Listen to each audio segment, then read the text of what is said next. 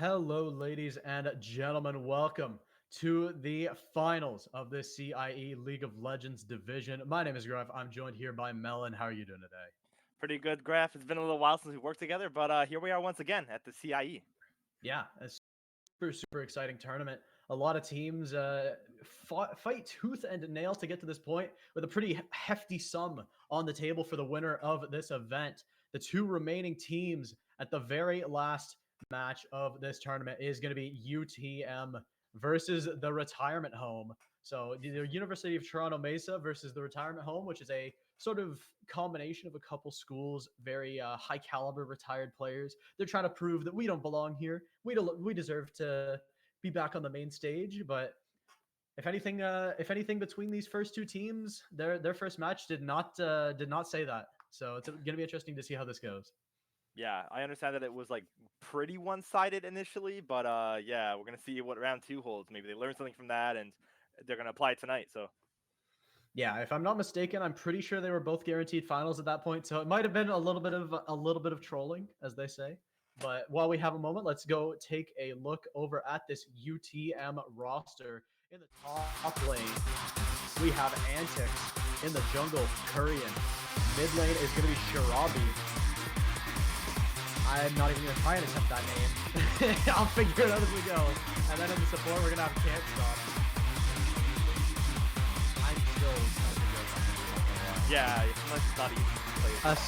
Oh, Right. it's a strike AKG. Okay. Okay, cool. That took me way too long. I'm so sorry. But if we go take a look over at this Retirement Home side, again, this is a lot of big names from a couple different programs. Mainly Toronto, one of their biggest championship winning teams, and one of their deep seawall run teams. There's going to be Seiko mode in the top lane. Notice he stepped by in the jungle. Little Frosty holding up the mid lane. Mint TV and Regent L down in the bot lane. They have been on fire all tournament long. I'm expecting to see some of these guys for the first time, honestly. I wasn't able to see them like the last stream, but here we are. And yeah, there's a draft going on shortly as well, right? Yeah, I do believe that should be starting very soon. I think they may be on it already, so let's go take a look over at that a little bit on the way through. So we do see some pretty targeted bans early on. The Tristana ban from Retirement Home was almost expected. That Tristana went 19-1 the last time these two teams played, if I'm not mistaken. Might have been 12-1, but it was definitely a strong performance. As now, I mean, it's going to be rough.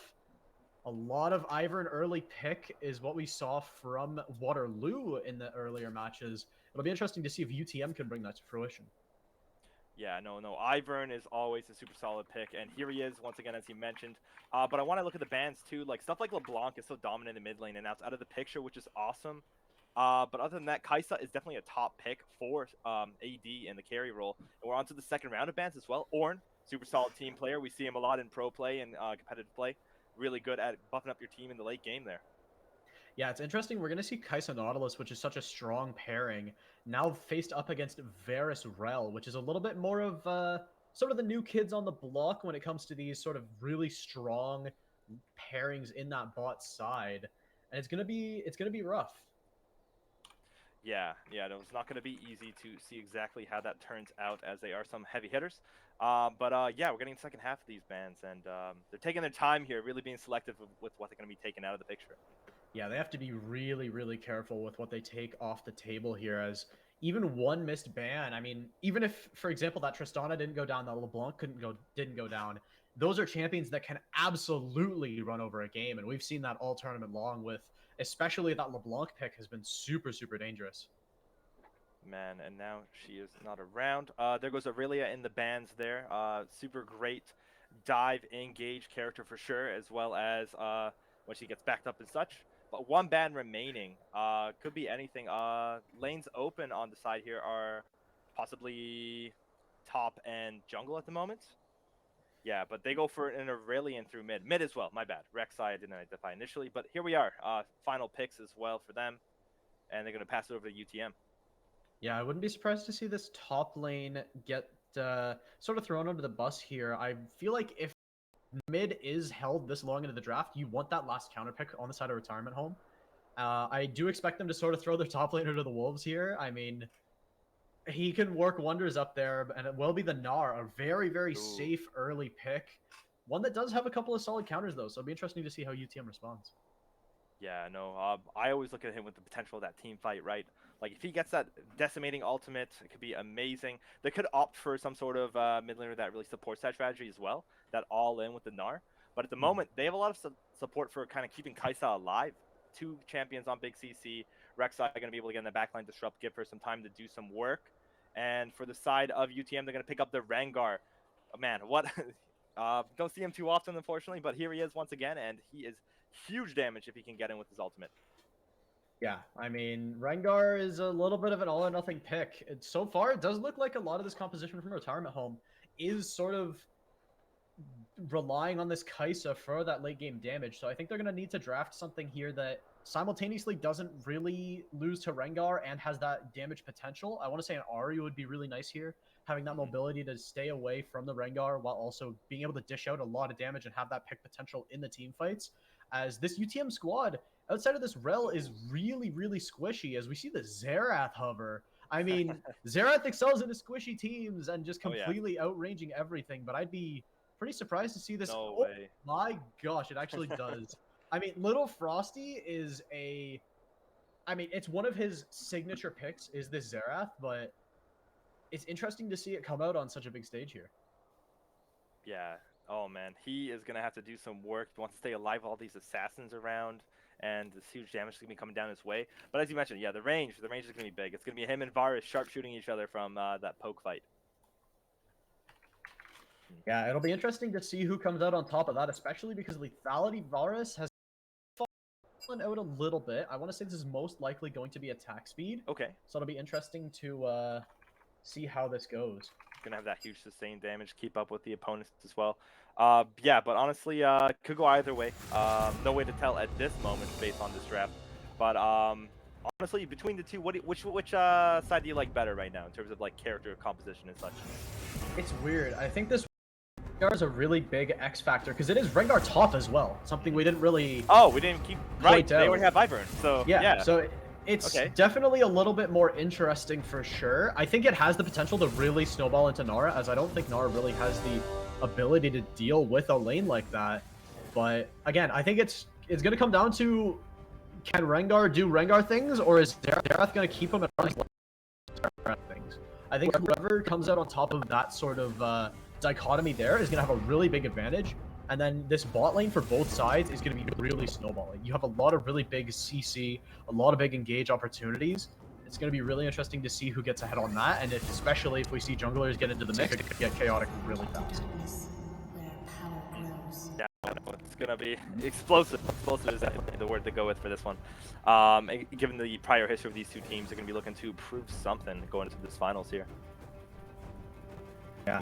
As now, I mean, looks like we are going to need a little bit of time to get this spectator delay out of the pesky way, but once we're back, we're going to have game 1 of this best of 5 finals between UTM and their Retirement Home right after this.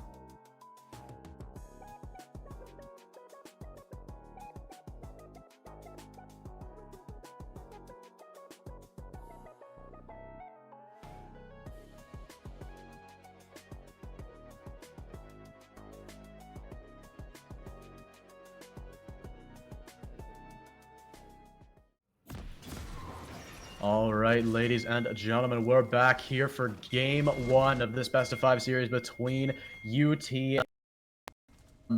and the retirement home. A very, very interesting draft for game one here, and it'll be interesting to see how this plays out. But there is going to be a little bit of trickery going on. UTM squad W going towards bot lane, and Regent is going to be in trouble. This is up to Rel to make something happen. Rengar can jump too if they get close enough. Is there? Oh, Regent on the Nautilus. No, Regent. Oh, he notices the B, and they're gonna walk out of there. Oh, and the missed skill shot. Nice job, Regent. Yeah, Regent, a little bit of discipline, and this should be, I want to say, retirement home pushing through that top side, getting a ward down just to catch some of that jungler pathing. That's the one sort of forfeit you make if you go for a play like that, is you do give up some free vision. But again, I don't think they're. It's really hard to counter jungle Ivern, so I think they're chilling for now. But that's definitely something that they'll have to worry about when Ivern's early ganks really won't be doing much, because they have such a good idea of where he is at the map on any given time. Yeah, no, that's a really nice ward actually, despite all those issues with it. But yeah, they make their way around, and yeah, we want to keep an eye on top lane for sure as well with this Rengar Gnar that we were mentioning in the pregame. Super interesting little matchup there. Going to be decisive as well with who comes out on top and such. But yeah, regular start for the junglers there. Both starting the top area of the map, going to path their way down possibly. And here we are looking at the guys in top. Man, that's awesome. Jumping through those triple bushes. But we have a bit of action in the bot lane here. Seco Mode already taking a bunch of damage from B and Ascetius as they do bump into Regent on his way out too. Here comes the hook though. Really close to the tower. Seco Mode dodging one of those flurries, but it's not going to work out as first blood comes out for Seco Mode on to I said yes. Yeah, really risky play from Seiko Mode. Flashing forwards there with the Acathian Rain. Finds that kill regardless. And now it's just the supports vibing. That's always my favorite part after a bot lane skirmish, is just watching the two supports just, hey, you just want to see us? It also tests their CS metal, as they don't typically get to. Yeah, for sure. And man, I mean, yeah, no, this looks dominant. Look at this. This looks so impossible. Like, what do you do here, right? Like, he's gonna jump out and get you if you come up, and his CS is gonna be so effective here. But I Have a Dream is making his way down towards the bot area of the map, as well as like a boss on the side of. Sorry, I don't want to mix the He's teams. gonna Retirement Home on the right, tunnel and across. team on the left, right? Yeah, Retirement Home on the right side as a good flash forwards across the wall like a boss. In position for this gank. Still level 1 is the Varus. Seiko Mode gonna be able to grab that one for free. Now I Have a Dream in vicinity, just trying to get B out of this position. A massive stun there, but how much more can they do? Flash away from the side, and they will be able to disengage. And a huge gold swing over to Seiko Mode. Yeah, 2 deaths this early on AD doesn't feel great. They're going to have to do a lot of catch-up if they want to stay in the game against Kaisa and Nautilus in the bot here. Yeah, I mean, it's... I think especially this bot lane is going to be where most of the action happens. I think top lane is so obviously Gnar can't ever play the game, and mid lane is just, yeah, let's shove waves for the first 20 minutes of the game. That I think bot lane's where a lot of this action is going to come in. I'm already a 600 gold lead, 500 gold lead for the side of the Kaisa is exactly where you want to be sitting right now. Yeah, that looks really, really good on paper, and it's going to be great in practice as well. But as you mentioned, yeah, mid, it's nice to see that they're pretty even right now as well, exactly even. But here comes a pause out from one of the teams as Dan Xiaogu goes for a disconnect. Interesting strategy by him. We'll see if he makes it back into the mix. Bold strategy, Cotton. We'll see if it pays off. Yeah. Well, pause. They have some strategizing in the meantime here. Talk about what to do as we do see Xiao on his way back, hopefully. Yep, right on time. And we're going to be back in this match momentarily, I think. Yeah, while we have a moment here, we can take a look at some of the runes and masteries. We see Fleet Footwork Renekton, which, again, will sort of help out. Apologies, Rengar, not Renekton. It'll help with the sort of lane sustain, really keeping them nice, being able to sort of survive a lot of that Gnar poke, which is sort of the only way Gnar is able to at all play that lane. And we do see the Gnar as well on that Fleet Footwork, just trying to stay healthy.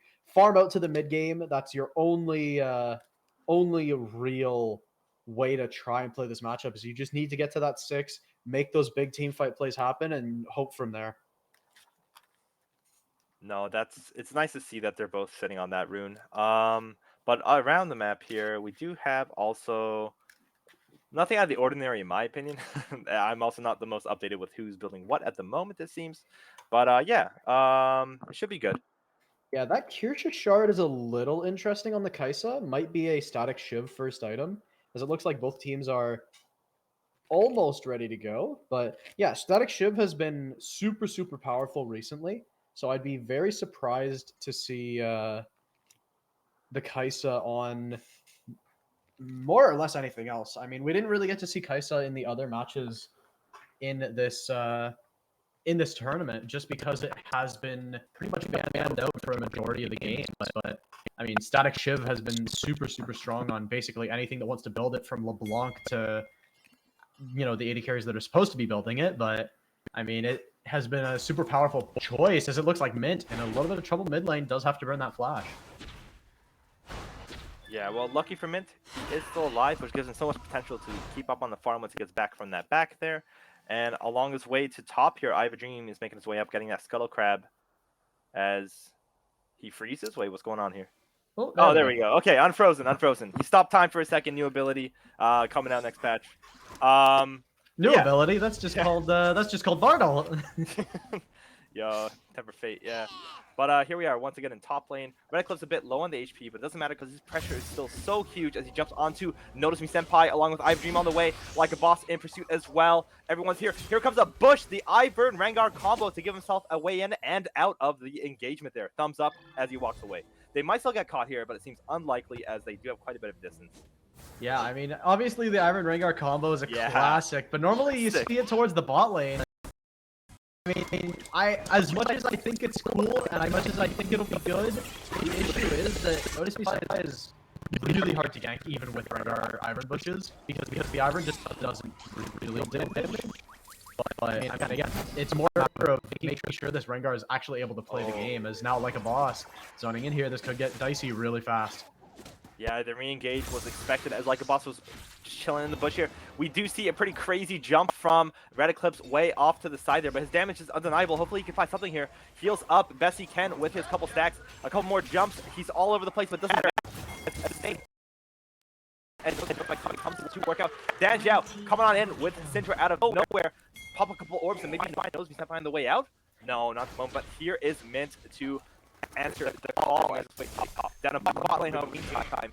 B seems to have taken quite a bit of poke in between what we missed. Yeah, we see both mid laners roaming up. I bet Mint would have loved to have that Arcane Barrage just a little bit earlier to try and influence that top lane fight. Might have been able to save like a boss right there at the end. But in the end, I mean, still a really good trade for the side of the retirement home.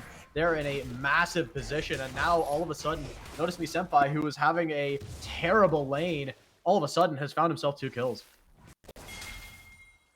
Oh, that's such good news. Maybe he can break that kind of parity that they've had in top lane as well. Find his way out of the lane sooner and lane phase, get to helping out the team, especially down in bot, which is going to get even more snowballed if they can get some help from some teleports and such.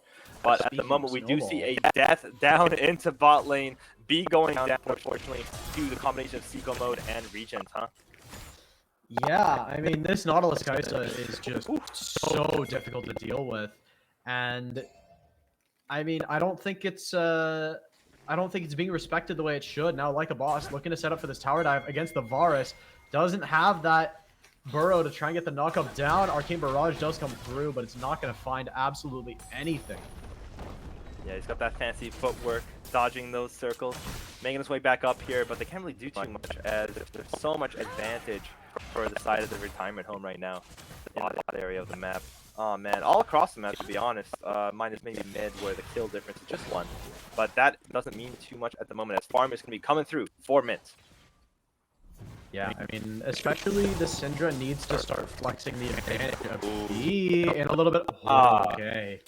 That could have been dangerous only because I Have a Dream is right there, but it looks like we will guaranteed see Static Shiv as the first item on this Kaisa. Oh man, and here they are, like boss making their way around.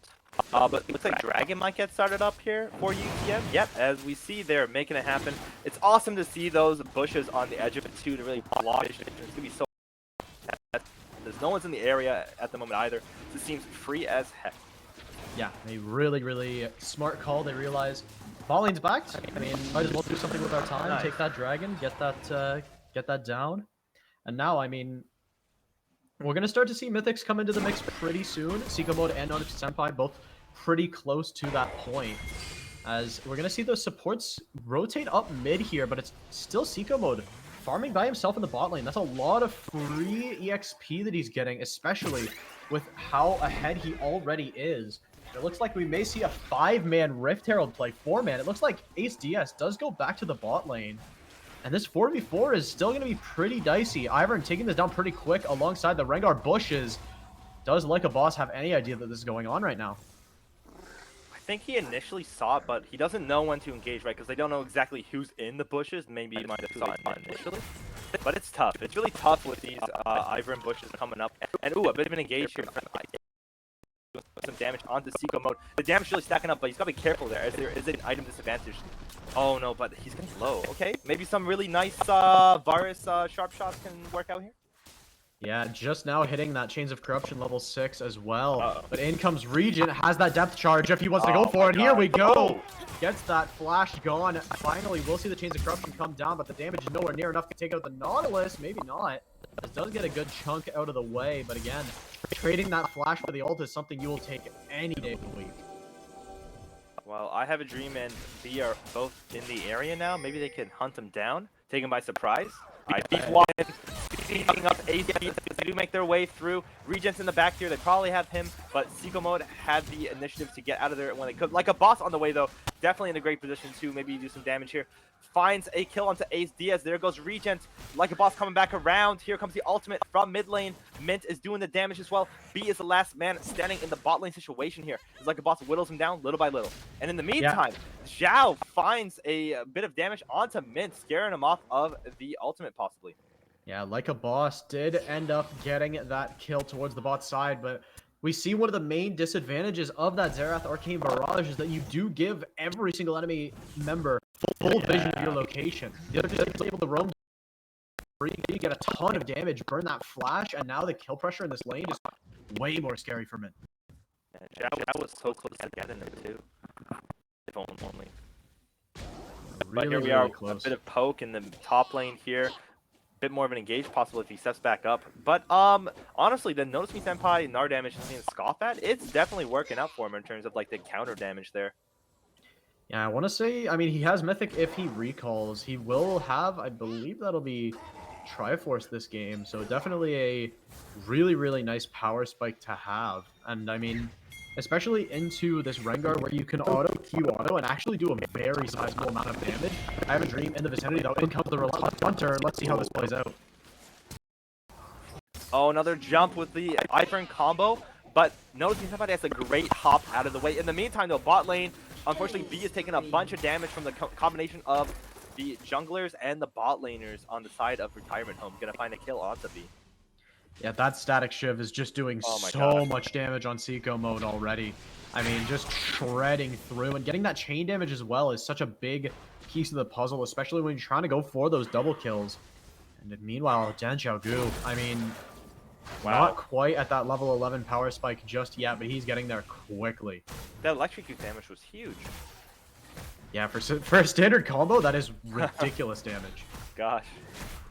Yeah, Mint's got to be careful now, especially with that disadvantage that he built for himself slightly. But he's still in the game. He's been helping out the team quite a bit. Roman making sure that stuff's going well. But in the bot lane here, B is running down with I Have a Dream and Ace Diaz in the back here. They might find Regen again, possibly. He does hook his way out, luckily. He is still caught on the edge of the turret, so not just yet so tanky. It's going to be a bit of trouble here. But here comes another arrow, gonna not find the mark, unfortunately. Seiko Mode making his way back up. He's got tons of damage. He knows that like a boss is in pursuit. Yeah, like a boss, he's always on his way. He does have the passive tunnel there if he wants to use it, but he's gonna opt not to. Yeah, I mean, that is a textbook Nautilus disengage from Regent, using that hook to really, I mean, hook on a tower, and I mean, at that point, you just can't chase. We do see I Have a Dream. Really interesting hero placement. I mean, maybe because they know that the recall is forced here, and they can get some turret platings, but Seiko Mode's going to stay. Like a boss also in the vicinity. This is a 2v3able situation. Even though Herald is here, they have to be really careful, but in comes the Syndra. They're going all in on this Herald push right now. Like a boss, still sitting in the sidelines. What can they do about it? They want the plates so bad right now. Daisy's going to go down, unfortunately, but here he is. Shelly's coming in. They broke a plate prior. Gonna find maybe the second, the third one there. Here comes Regent, the Arcane Barrage from mid lane as well. It's gonna do a bit of damage initially there. And oh, look like Notice Me Senpai teleported in as well in the back here. Regent finding a hook on to the back. Tons of damage coming through. Seiko Mode following. It's just decimating. There's nothing you can do here when they've surrounded you so effectively. And that's gonna be a ton of gold in the pocket of the Retirement Home. Yeah, a massive teleport from Notice Me Senpai completely switches the fight around. It gets that Mega Gnar and absolutely runs them through. I mean, that was a beautiful because you got Arcane Barrage as well coming from mid lane. You might as well have had all 5 members of this Retirement Home team ready and waiting to fight. In the meantime, like a boss grabbed the dragon. Great initiative there. And it looks like it's going to be Air Soul. Air Soul this game. Okay, Air Soul. That's very good for Rengar, to be fair. That rotation speed, especially with the ultimate, make it really, really hard to rotate this Rengar coming in. Gorilla the Hunt, 600 movement speed. How much does he get? 500, 600? Somewhere in that range? It's something dumb, yeah. Yeah, that's a lot. He's running around. Yeah. Especially through the jungles. Oh, man. This is going to be great for him. Hopefully he keeps it up there. Puts that advantage to use. Well, disadvantage at the moment because Gnar is looking huge. Initially, when we were getting into this match, we're like, oh, no, Gnar, you got to try really hard. They stood up, they tried super hard, and they are super advantageous right now. That teleport was amazing earlier in the bot lane. This is awesome. Good job, Nar. Good job, Nosy Senpai. We noticed them. Yeah, I mean, I think this may have been. I don't know. I want to say this is UTM getting a with the draft. I think the Rengar plus Ivern is funny. It's cool. I don't know if it's the correct decision, as we will see them try and start up this Herald. I don't know if they have the ability to try and fight 5v5 on Herald is the issue. And now notice me Senpai rotating in. May get collapsed in on here. Good. Syndra's done. Full combo down. He's just absolutely deleted. They're going to continue the fight here down to the rest of the players. Regis trying to make his way out as there's so many jumps coming out from Red Eclipse here. They're just racking on the damage. Finding a kill for Ace Diaz onto Seco mode, unfortunately. And I believe they're at the edge of the aggro for this Herald as he makes his run back there. But they're going to keep it up as he does have a bounty for them as well. Yeah, a little bit overzealous from Seco mode. Gets caught by that second Ivern route into the Chains of Corruption is all that she wrote. As, I mean, that's all it takes to get caught out against this team. I would have loved to see a cleanse this game instead of the Ghost from Seco mode. I feel like there's too many high impact CC abilities that he has to try and dodge this game. Yeah, it's going to be a lot of work for him. But he's going to have his work cut out for him, even with this advantage here, right? And like a boss making his way out of the enemy jungle, being really slippery there on the Rek'Sai.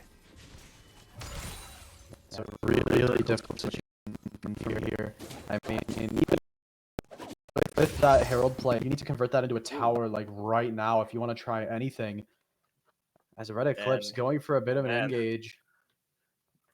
Oh, there we go. There okay. we go. Yeah, I caught up and wow, notice me Senpai has that sustained damage there. Has those stacks coming in, but the thrill of the hunt comes back out. Oh, but Meganar right on time to give him that little bit of HP. He needs to live that part of the engagement there. Unfortunately, the minions are in the way, so he can't throw those rocks out at him just yet. And we're going to cut away for a moment. Check out mid lane here as they do see some safe farming coming on from B and Ace DS. The man pathing up though. Okay. This could get dicey really fast. Red Eclipse flashing forwards. Does he the turret shot? Depth charge in vicinity. Has that ability. In comes the Arcane Barrage from the sidelines. That was way too brave. That was so brave. I don't know about that. Oh, man. That was... I mean, I see the reality where it works. And it's a really cool reality. I wish we were in that one instead, if I'm being honest. The Rengar dream. The Rengar top dream. Flash all people. Yeah. Flash in, 1v1, just outplay your opponent. Then the support's sitting there like, what do I do? And once again, like a boss, just waiting in the wings here on the edge of mid lane. Maybe looking for a dive alongside Regent and Seco mode if they can push up to the tower here. Gonna back off for the moment. And on the way is I have a dream from the other side of the mid lane to maybe counter this possible dive, as nothing comes of it at the moment. Yeah, it is really, really difficult to dive that rel. So it's a pretty heavy for them to try and expand this gold lead. We see Navori already picked up here from Seco mode. I mean, a full item ahead, full mythic ahead of Ace DS right now with just that static shiv, and that is a massive play. Down Xiaogu actually in position, lands the stun on the Seco mode, but a great disengage from Regent. Will he go down in the process is the question. Will bite the dust, but in comes the teleport. A beat just gets absolutely one-shot. No way. Mint's here with the Arcane Barrage in the back here doing huge damage, hitting all the shots alongside the CC provided by his team. As Dan Zhao tries to get away, unfortunately he's going to get hit by a loose Q there, and that is a 3-kill to 2-kill in the favor of the retirement home. But it's not over yet as Red Eclipse comes back in with these Iron Bushes. Huge damage on Seco mode. Finds exactly what he needs, but he goes down in the process. As it's going to be just I Have a Dream in the back here. In Senpai in pursuit here. The Raptor's caught in the way though, so it's going to slow him down. Still backing in that bush. He is playing with fire. Does hit the root, but Daisy doesn't have enough damage. In comes the Meganar soon. Will it happen in time? It doesn't. That's insane damage from the Daisy. That's amazing, dude. He knows Ivern well. Just based on that like limit test right there, he knew what he had to do. He knew he had the damage, and it worked out for him in the end. That's actually insane. Oh, Regent in the vicinity. What? Did he just ignore the? He can see the bush there, right? I don't think he can see the bushes, but it's a little too scary to go into that. Okay. I thought maybe he was just like, whatever. He doesn't want to know what's going on in here, huh? Yeah, I mean, I think it's sort of turned a way that I wasn't really expecting. All of a sudden, it's Mint that is just out of nowhere the big player on this team, on this Xerath pick.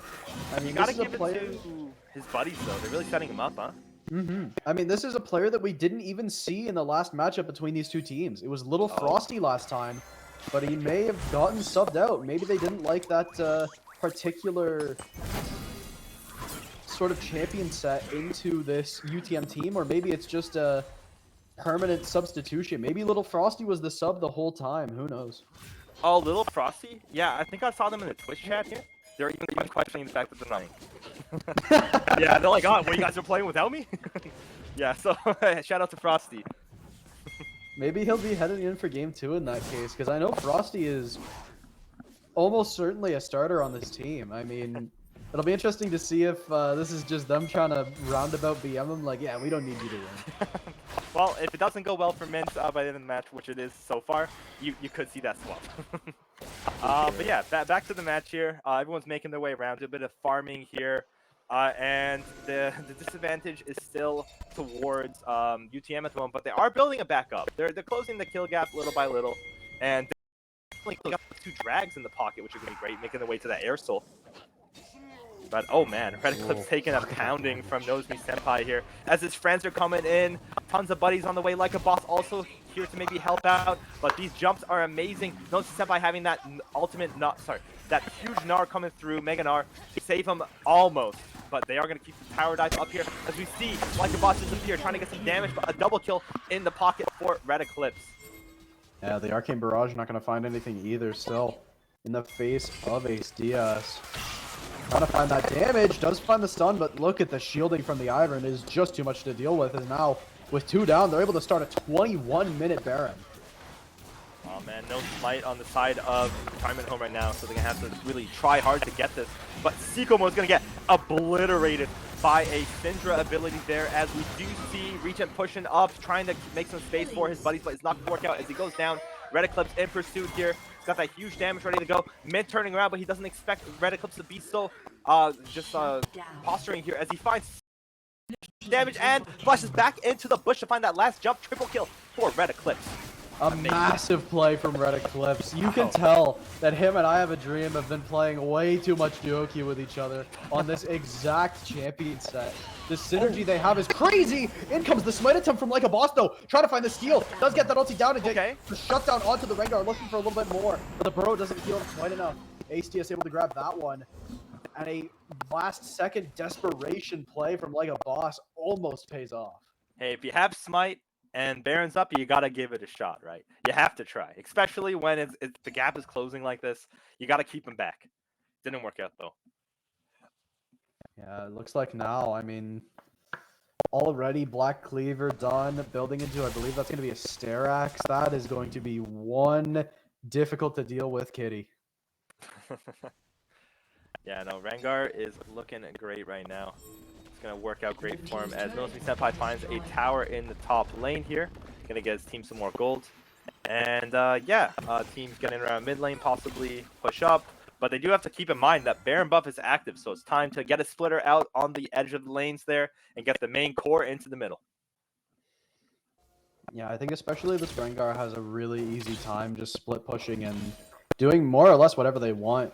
And Mint, I mean, had such a good opportunity going for him, upgraded to the Medjais just to lose all of it right away to that Rengar. I like the Medjai. Well, I don't love the Medjai's buy against Rengar, but I respect it more than anything. You have to try, especially when you're so far ahead. Oh, here comes a big stun out from Zhao, but they're going to find the flash away from the hook as well. The anchor doesn't hit the mark, and that was a pretty stressful little interaction there for both teams.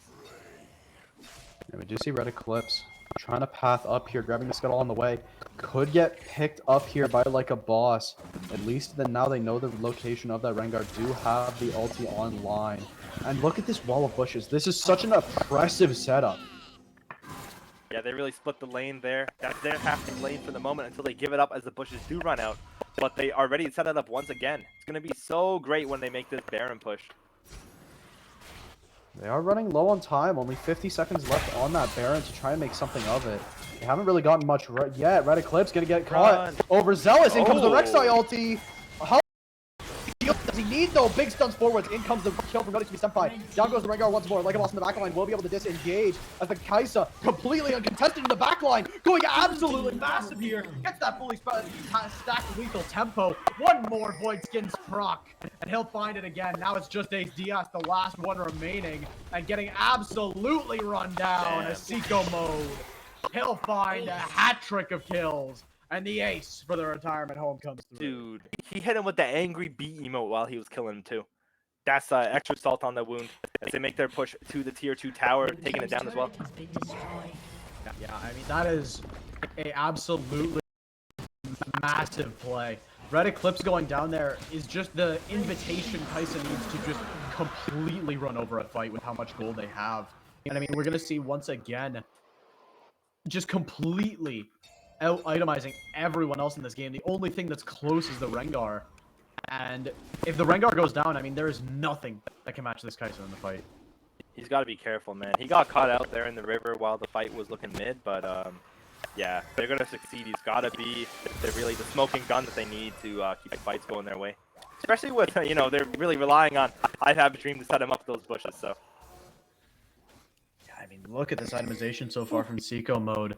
Navori, Kraken, and Static is debilitating to say the least. Notice Senpai in the face of the combo has to be really careful here. We do see the turret go down mid lane, but looking to get collapsed in on. A lot of damage on Ace Diaz. Whoa. In comes the Arcane Barrage. He's absolutely deleted. In comes the Acathian Rain. So much damage onto Dan Xiaogu. He'll be finished off by the Rek'Sai ulti. Looking for more as a B, just trying to run for his life, but the retirement home calls for him, as it did for all of these players on the retirement home side. They're trying to swap spots. They're trying to be the main roster once more.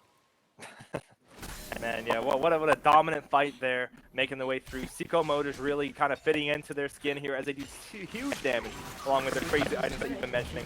But here we are, a couple defenders in the base here. Red Eclipse and I Have a Dream trying to keep the inhibitor up. Not really working too well, unfortunately. So just dominating from the side of retirement home. And yeah, they're going to give up after that. Go to ult inhibitor there. I mean, now with Baron up in another minute, that inhibitor is going to cause so much pressure down the mid lane. That's going to make it a lot harder to try and contest that fight. And I think at this point, if we see Baron go over to the side, it's going to get really dicey really quick for this UTM team. Yeah, it could be a game-ending Baron for sure. If they push up these side lanes a little bit, I know now we're trying to make an effort in the top lane there. If they can get these side towers, they have so much just autonomy to do whatever they want around the map here. They can make it Red Eclipse having an even harder time to roam as he has been.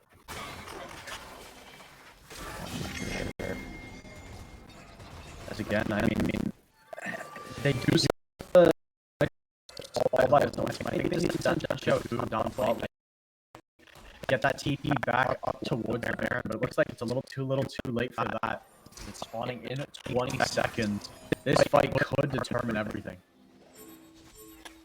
Yep, well, here comes the tank on either side here, making their way to the mid lane, start posturing to show up for the next battle. They know the Baron's coming, 14 seconds on the Baron and counting down. As they do back up, they scare off UTM at the moment. They gotta try and make it fake it, make it or make their way around. Yeah, something cheeky's gotta happen here. Yeah. They cannot afford to take a straight up 5v5 unless Rengar is able to find that Kaisa and get out alive. It's going to be really difficult. Yeah, Nara's a bot right now. He can get teleport up, luckily, so he can ready to show up and fight if he needs to. But Red Eclipse looking to answer the bot lane push while Nara is down there. And yeah, here comes the 4-man in mid, pushing him back here, paying it for the Baron now, along with UTM also playing their own things on Baron. See how that goes. Yeah, just a matter of time until that fight comes through. It's going to be really difficult. I mean, they started up. They still have that Narc split pushing with the TP available. They're just trying to bait them into a position where the Narc can TP in for a big fight, or try and stall out long enough where they have to go answer that Gnar. They have to send Dan Xiaogu. They can't afford to let anyone else try and go down there, or else immediately they're going to restart that Baron in a 4v5 situation. Mhm. Man, I just want to start the Baron. I want to see the Baron play come out, the fight go down. But right now they're trying to be safe. They know that either way this goes, it's gonna be a pretty game ending for either team. Maybe more in the favor of Flip's retirement home. But yeah, they're just being careful right now. Yeah, we do see Lycabos rotating down here, maybe trying to catch the Syndra. They know they have to send Den Xiaogu because it's the only person with teleport. Maybe trying to catch that out. It's gonna be really hard to tell. Yeah, the setup is kind of like moved towards bot here as well. Like a boss waiting in the wings as he looks for down Xiaogu, making his way in. A great knockback with the stun there, but huge damage from Noseby Senpai along with Min. Taking down Zhao, and the fight starts actually with Baron here as the teleport comes in from good old Nar in the top lane. Here he comes, making his way in. Baron's not that low yet, so they still have so much time to fight it out. Seco mode, and the rest of the team finally making their way through. Damage coming through, dashing on in. B going down, along with Red Eclipse from the top lane, and so does I Have a Dream. It's just all gone, and they're going to clean up the Baron and make their way to the base. Possibly a victory lap here. This is going to be it. Yeah, I Have a Dream did get the Baron, but I don't think that's enough of a silver lining to make this one possible. Spending a little bit too much time, a little bit too much damage on that Baron, it really ended up costing them. And a massive stun from Mint catches Red Eclipse mid-jump in that fight, and a great flash forwards with a knockup from Lycabos. Secures the death of the Rengar.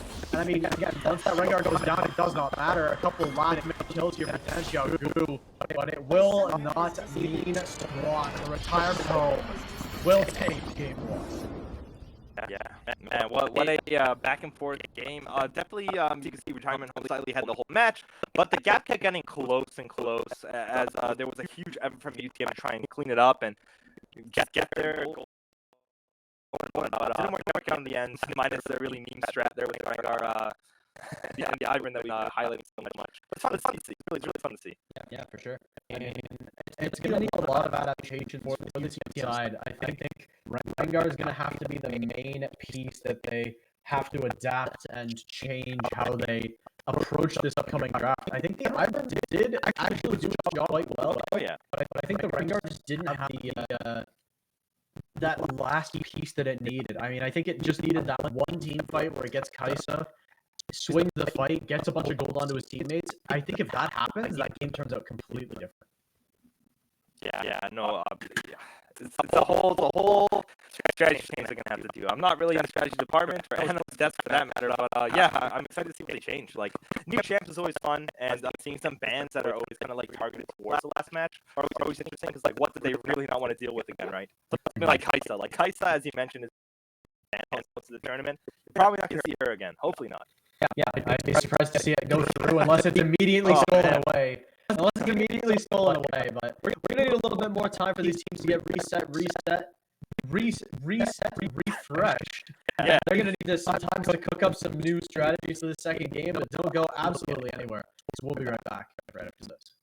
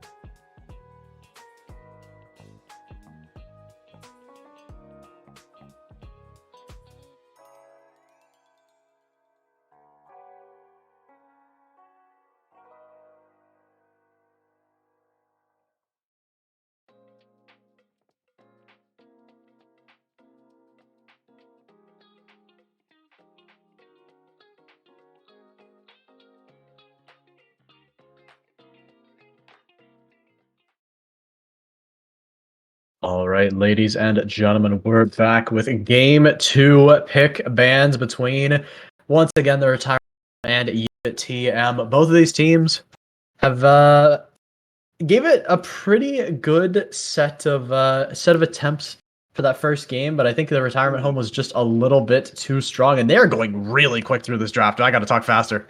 They're zooming. They know what they want, man. They got the Rek'Sai over here again, and the bands are near identical as well, with LeBlanc, Evelyn, Malzahar, and Seraphine being from the last one. I think Ezra might have been banned last time. I can't remember Yeah, exactly. He's like a yeah, top 180 right now, right? He's like top with static shift very, and very stuff. Yeah, strong. static Yeah, shift makes him good. Yeah, but no, Kaisa made it through. So we might see her once again on either side, of course. yeah. Kaisa Nautilus is. Oh, we're Ooh, gonna see the what? Ivern stolen away from UTM. We're gonna Damn. just see. Oh, Okay, Milio Gaming. Let's Milio. go. No, that guy's amazing. He's like a really chill champ. You know, you kind of just chill out and like heal up, but like it works, man. Top enchanter for sure. Yeah, I think it's gonna be interesting to see what gets picked into that. I'd be surprised to not just see Nautilus Kaisa here from UTM. Like, Hmm. I feel like in Emilio especially, that feels really good. Oh yeah, super dominating. It's gonna be kind of same story, hopefully, in terms of that bot lane. But yeah, they're thinking that like they see the Milio, they're really cooking. All right, Varus comes through. He seemed decent last game. Definitely a bit of a deficit there, but yeah, he's good. He's good. He's got that volley. He's got that long range. Hmm. And then he transitions to that DPS build, right? You were saying that he wasn't really lethality anymore. He's more so like on the DPS side. Yeah, we're gonna see the Swain Oh, hover here. I actually don't mind the Swain hover. A lot of good flex potential. It can go technically support mid and top. Though top, I guess, not quite as comfortable unless you're Cavell, but oh my God, that guy's so good. Yeah. uh, but yeah, it looks like we're gonna see that come down again. A lot of flex potential, so you have to be really careful here. But I think it's almost always gonna be the ADC pick here from the retirement home. It'll be Yeah, interesting seems to like see. the right thing to do. Leave your other picks ambiguous after the back half of the draft. It does give them the risk of getting banned out though, because there's still two bans on either side to be given. Hmm. I think Oh it's yeah, Lucian. more important here to grab that AD before you lose a lot of that AD support synergy. As now, I mean, Milio Lucian is really scary. It has a lot of damage potential, and we're gonna see the Talon ban come down here. This is something we have seen UTM play throughout this tournament, so this isn't just an out of Gotcha. nowhere thing. I mean, especially because we saw Xerath. I mean, if you want to make a Xerath want to uninstall League of Legends, you play Talon. I've played Yeah. both champions Oh, extensively. Pan. It is the worst matchup you can imagine. Yeah, there goes Pantheon and Ornn to follow him. But yeah, once again, I always say the same thing about Ornn. He's a great team player. He helps out that late game, but we won't see that once again. And Pantheon definitely a really great early game champ, doing huge damage and transitions into kind of like just kill the back line if you can in the late game, best you can. But he ain't around. And final ban here. Definitely target towards top and mid. Well, Cassante, okay. Mm. Cassante ban is pretty good. I think this is another thing we've seen UTM ban a lot this tournament. Again, it's just really strong. I think it's got a lot of that damage potential, has good late game team fighting, even just being able to scoop away a carry across a big Hmm. wall, just completely remove them from the fight and do a lot of damage while the rest of your team just goes wild. I mean, Hmm. it's a really scary prospect. Yeah, he does that transition as well. Oh, Gnar is getting hovered, of course. Might see a return to Gnar. We saw the last game, so yeah, there he is once again. Yeah, And I Gnar mean, once again. not at all surprised. I mean, they tried to counterpick it last game. It He did worked not work out out. so well. We doubted him at the beginning, but he paid off amazingly. Dividends, Yeah. man. I mean, a lot of that was due to just how good that jungle pressure was. I mean, it did a lot in that lane when it came to getting that Rengar down. I mean, even in a 2v2 Ooh. situation, as good as the synergy is between those two champions that they had last game, the damage is just not there from the Ivern. So it'll be interesting to see how now, with Gnar not really having a damage type jungler, if they're still able to have that level of dominance. Hmm. It's gonna be up to that last slot, that mid lane, to really bring a bunch of the heat there. But Lucian, if he plays well, he keeps it up. He can definitely transition to a good late game. Definitely more of his power being in that early mid game, applying that pressure. But here comes Akali. Akali got hovered last game as well. I thought they were maybe gonna pick it, but they opted for something else, of course. And yeah, Akali Camille. All right, so that's some high damage set of characters there. Really slippery as well. Gonna be bouncing all around, getting into that back line. They gotta watch out for Milio there, maybe breaking some of that CC. How does Milio CC? Milio doesn't interact with the Camille ultimate, does he? Camille's ultimate is like its own category. I believe it is its own sort of Yeah, so category. no Yeah. tenacity is gonna work on that. Yeah, like the tenacity stuff. Okay. So yeah, I guess that's gonna be pretty clean cut and dry for that. But yeah, final pick, Cho'Gath. Cho'Gath All right. in the mid lane is going to be really interesting. I mean, unless it's Cho'Gath ADC Lucian mid, kind of Nah. doubt. I mean, Cho'Gath mid Hmm. here into Akali actually doesn't sound that bad. I mean, you're able to go pretty tanky into a lot of pretty heavy AP damage of the Swain, the Akali.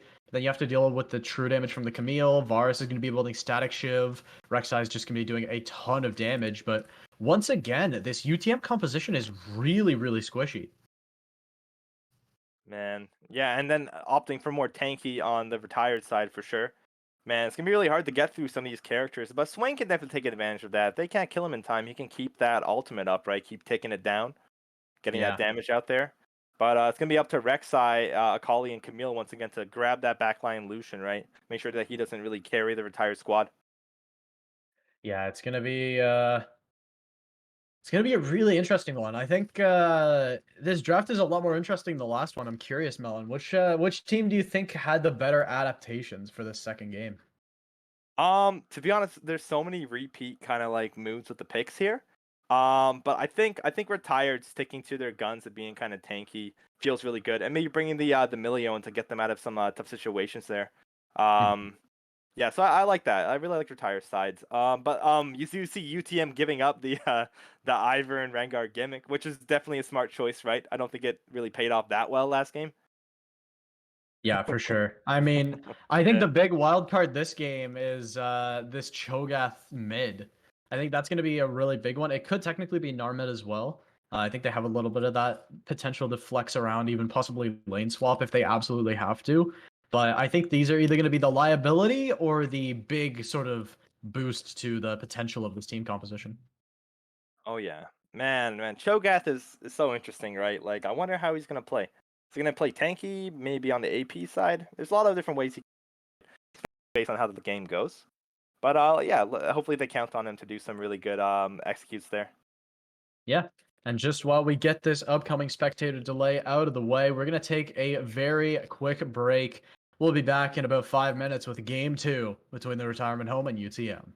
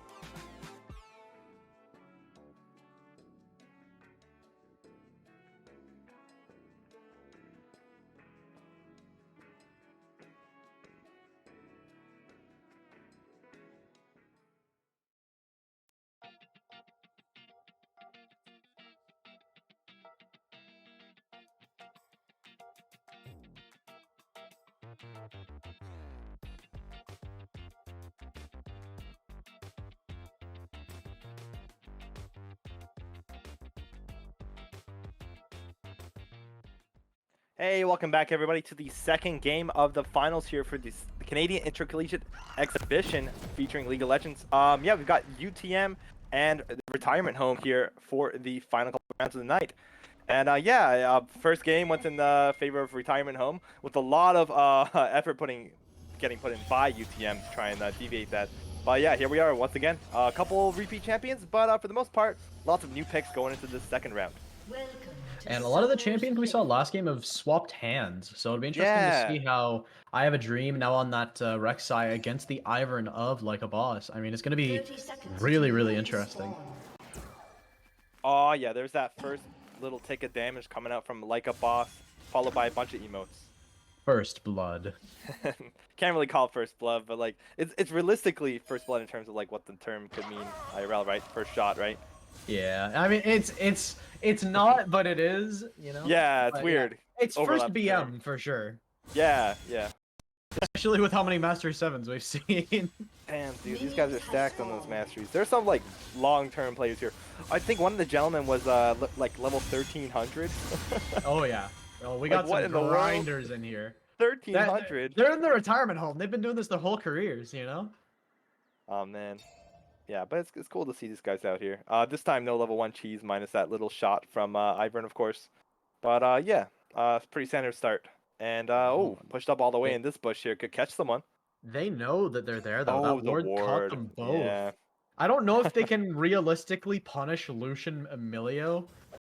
You know, it's at least you're not gonna die to it. Ooh, Gotcha. whoa, notice me, some senpai. really fancy footwork. This is gonna get dicey. The adaptive shield comes out. Notice me, senpai needs to get back up towards his side. Conqueror almost fully procced here, and that's not exactly what you want to see level 1. But luckily, they do miss a minion CS there for Red Eclipse, so it's gonna be good news for Noticing Senpai in terms of the overall. And yeah, B finding a grasp onto Seiko mode in the back there. But yeah, you mentioned this seems really hard to engage because, man, Lucian is so oppressive, right? Yeah, especially into something like Varus that doesn't really have any tools to keep himself safe. Really just depending on a B to find those Nevermore roots, and that is really difficult when you have that relentless pursuit on that Lucian. I Have a Dream making its way back down to the bot lane here as they do see a bit of push-up from Seikomo to Regen, finding that poke. But here comes the gank from I Have a Dream at level 3. Great timing. Campfire is down, but he's going to find the flash into him, unfortunately. Doing some big damage onto Regen. His buddy's on the way here. Here comes Ace Diaz with one more shot to find the kill. Pulling back Seikomo with one of those grass there. They might try to kill him Seikomo as well. Bush is going to make it really hard to fight here. It's kind of weird Bush IMO from Like a Boss, huh? Yeah, I would have liked to see that go on to Seiko mode to just cover that retreat, but in the end, I mean, I don't think it would have ended up mattering, but a huge change from last game where this time the Varus is the one cooking. Ace Diaz with 2 kills, man, and so much gold in the pocket too. Yeah, immediately gonna go for that Rage Blade. Yeah, but in mid lane, we see entirely different tone. Last game, he was on the long range bars. This game, he's on that close range Cho'Gath. See if he can try both playstyles out and do well on both, I assume. Yeah, I mean, I think the main proponent of this matchup is just, yeah, who cares if Akali's in Shroud if I can scream at everything and it all just gets silenced. Man, it does give that little bit of like a preview of where she is sometimes with like that like gray outline. So hopefully he can use that to his advantage with the good old Cho'Gath AoE abilities. A bit of a skirmish in the river possibly as Like a Boss trying to take a look at that crab, but unfortunately I Have a Dream is going to find his way there first. Yeah, still Like a Boss. He's vibing. I feel like every Ivern player is permanently vibing like this. Yeah, man, that's sick. And even after that double kill from Ace Diaz, we still see just how oppressive Lucian is. Only Rage Knife as the purchase is definitely more underwhelming than I think they were hoping for. I mean, if you're on Lethality's at Varus, a serrated Dirk here would be insane. But if you're going for that scaling, you just got to take the Rage Knife and play for late game. Yeah, don't want to waste any gold, right? Get to that item that he's looking for.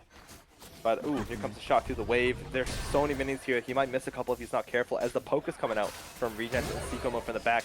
Like a boss is on the way here, too. I don't think he can really dive at this point, but he can definitely help out a little bit. And Campfire to help out Sikomo, who takes a bunch of heat. Yeah, no chance we're going to see a dive, especially onto this Swain, which can be really good at dissuading that, but I have a dream. Ooh. What good timing. Here he Could comes. find a massive play here. And I think the Gotta hop Campfire the wall. might still be on cooldown. Regent had a lot of trouble. He's just going to go down here. There's nothing that can be done. Ace Diaz going to grab a third of the game. All right, bot lane's looking really strong for UTM this game. Yeah, massive reversal from last game. Red Eclipse having some trouble against the Gnar this time. Not as impressive as he was on the Rengar in those first couple levels last time. And Senpai is just keeping it up with this consistent Gnar gameplay. And honestly, Red Eclipse has to respect it, man. Wait. Notice me step. Yeah, Mint and Mint, I just guess we solo missed. killed.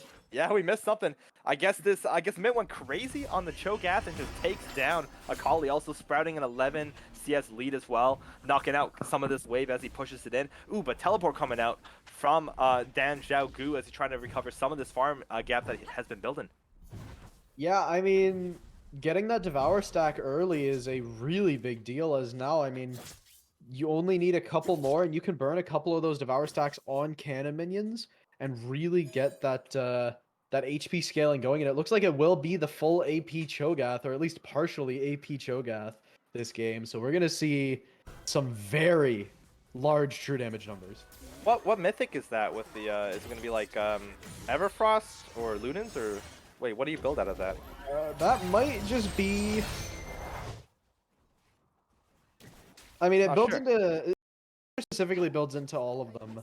I think Basically that might just be a everything, no right? magic Okay. mantle just for the sake of no magic mantle into possibly a Oh, verdant boots. barrier or something like that. Yeah, or Merc boots. That's most likely gonna Yeah, happen. Merc's going to be super good here to catch up with the Kali early game. But yeah, lost chapter into something. Mistaken on exactly what, but yeah, they're making their way through with those items there. And yeah, Mint V keeping it really tight in the mid lane here. Got to do some heavy trading with Dan Xiaogu, as we do see I Have a Dream coming through. Dan Xiao gonna ult in over top of Mint, finding some damage. Little by little, they're gonna chunk him down, but the Shuriken does not connect at the end. And wow, Mint is so tanky, dude. This guy's vibing. Holy. He's actually, I mean, he got one shield from like a boss, and he's just like, yeah, I'm good. Tanky. Say less, fam. And that's still like almost full damage Cho'Gath as well. I mean, that's just how good the inherent tankiness is. That's why this matchup has been so bad for Dan Xiaogu. I mean, even with the flawless execution, even if you land the Shuriken flip there is almost no chance that you get that kill.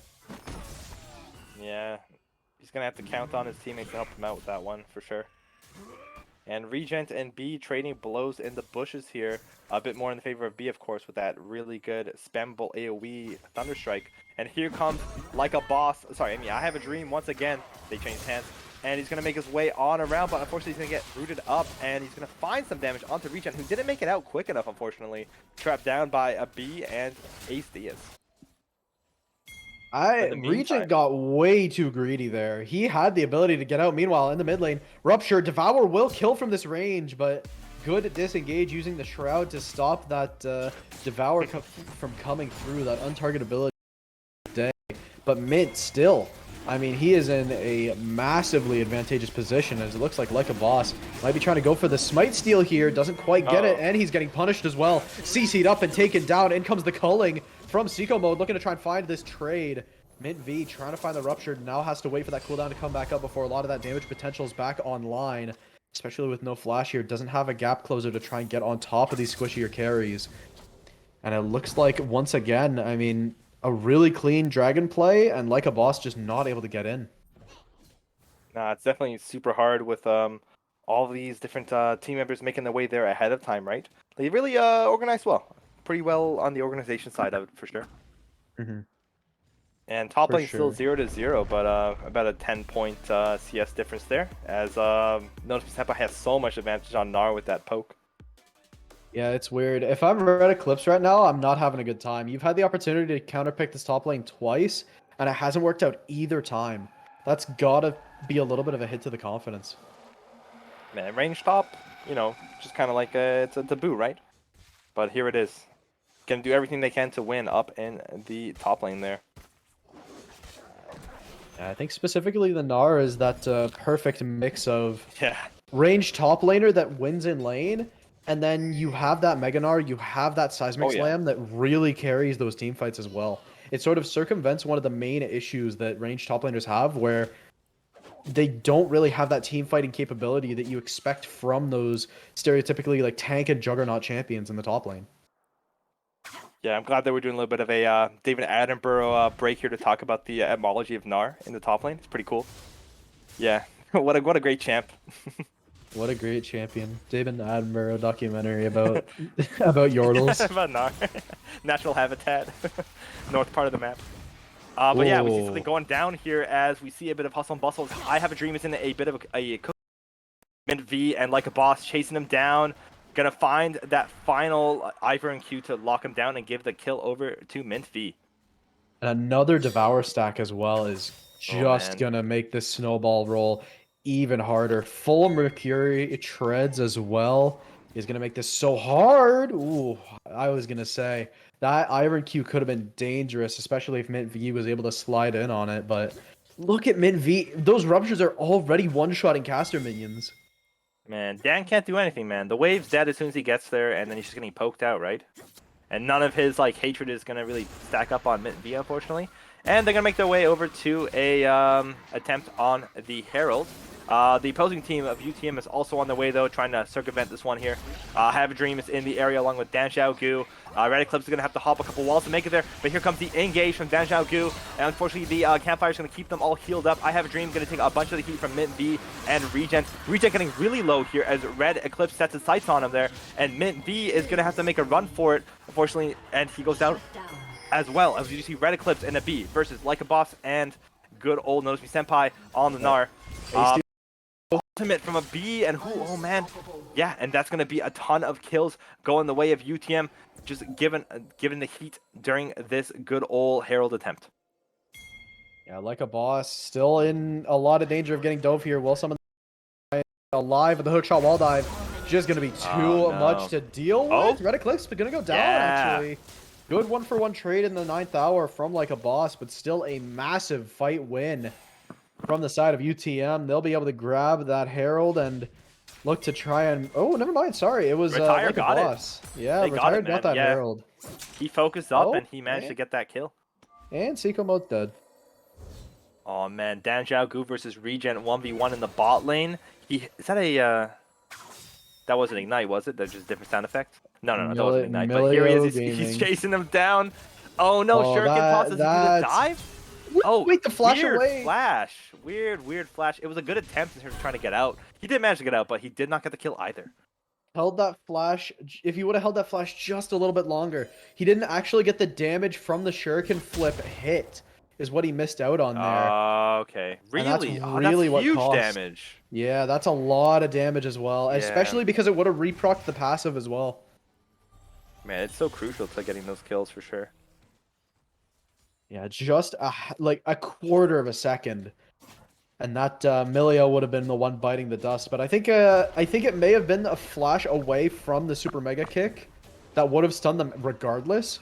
So again, maybe it's the thing that saved their lives. I didn't quite catch what a Milio ability they were trying to get out of the way of there.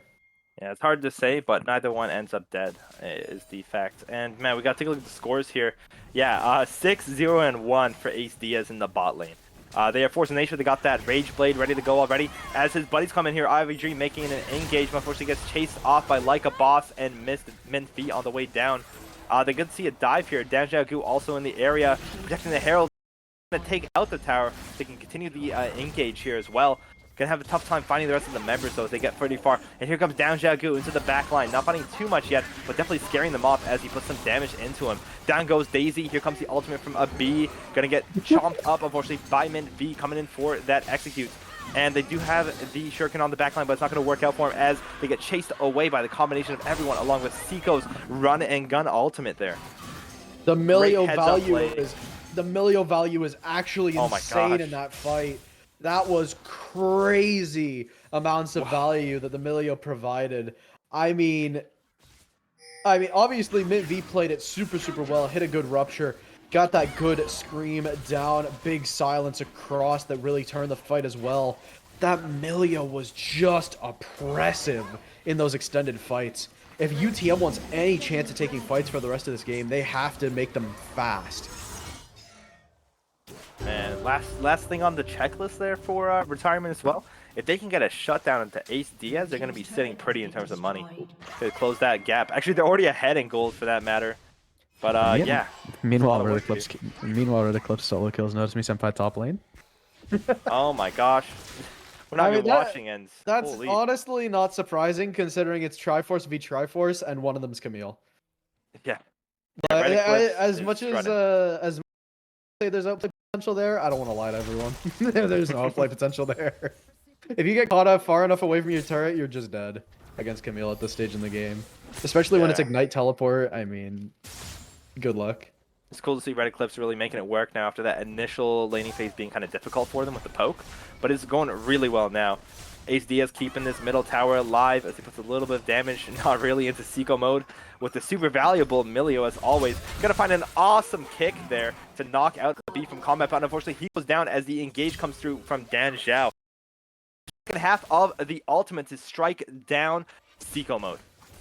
Yeah, a really good flawless execution and an even better Nevermore from B to catch out Regent. Meanwhile, on this top side, 1v1 between Red Eclipse and Mint V could be changing numbers very quickly as up come I Have a Dream and a B trying to swing this fight. Mint V, he feels the heat and he needs to get out of the kitchen right now. Good Rupture to try and disengage. The Scream to follow it up. Look at the damage on I Have a Dream. He's almost in Devour range, though it is on cooldown. That is so scary.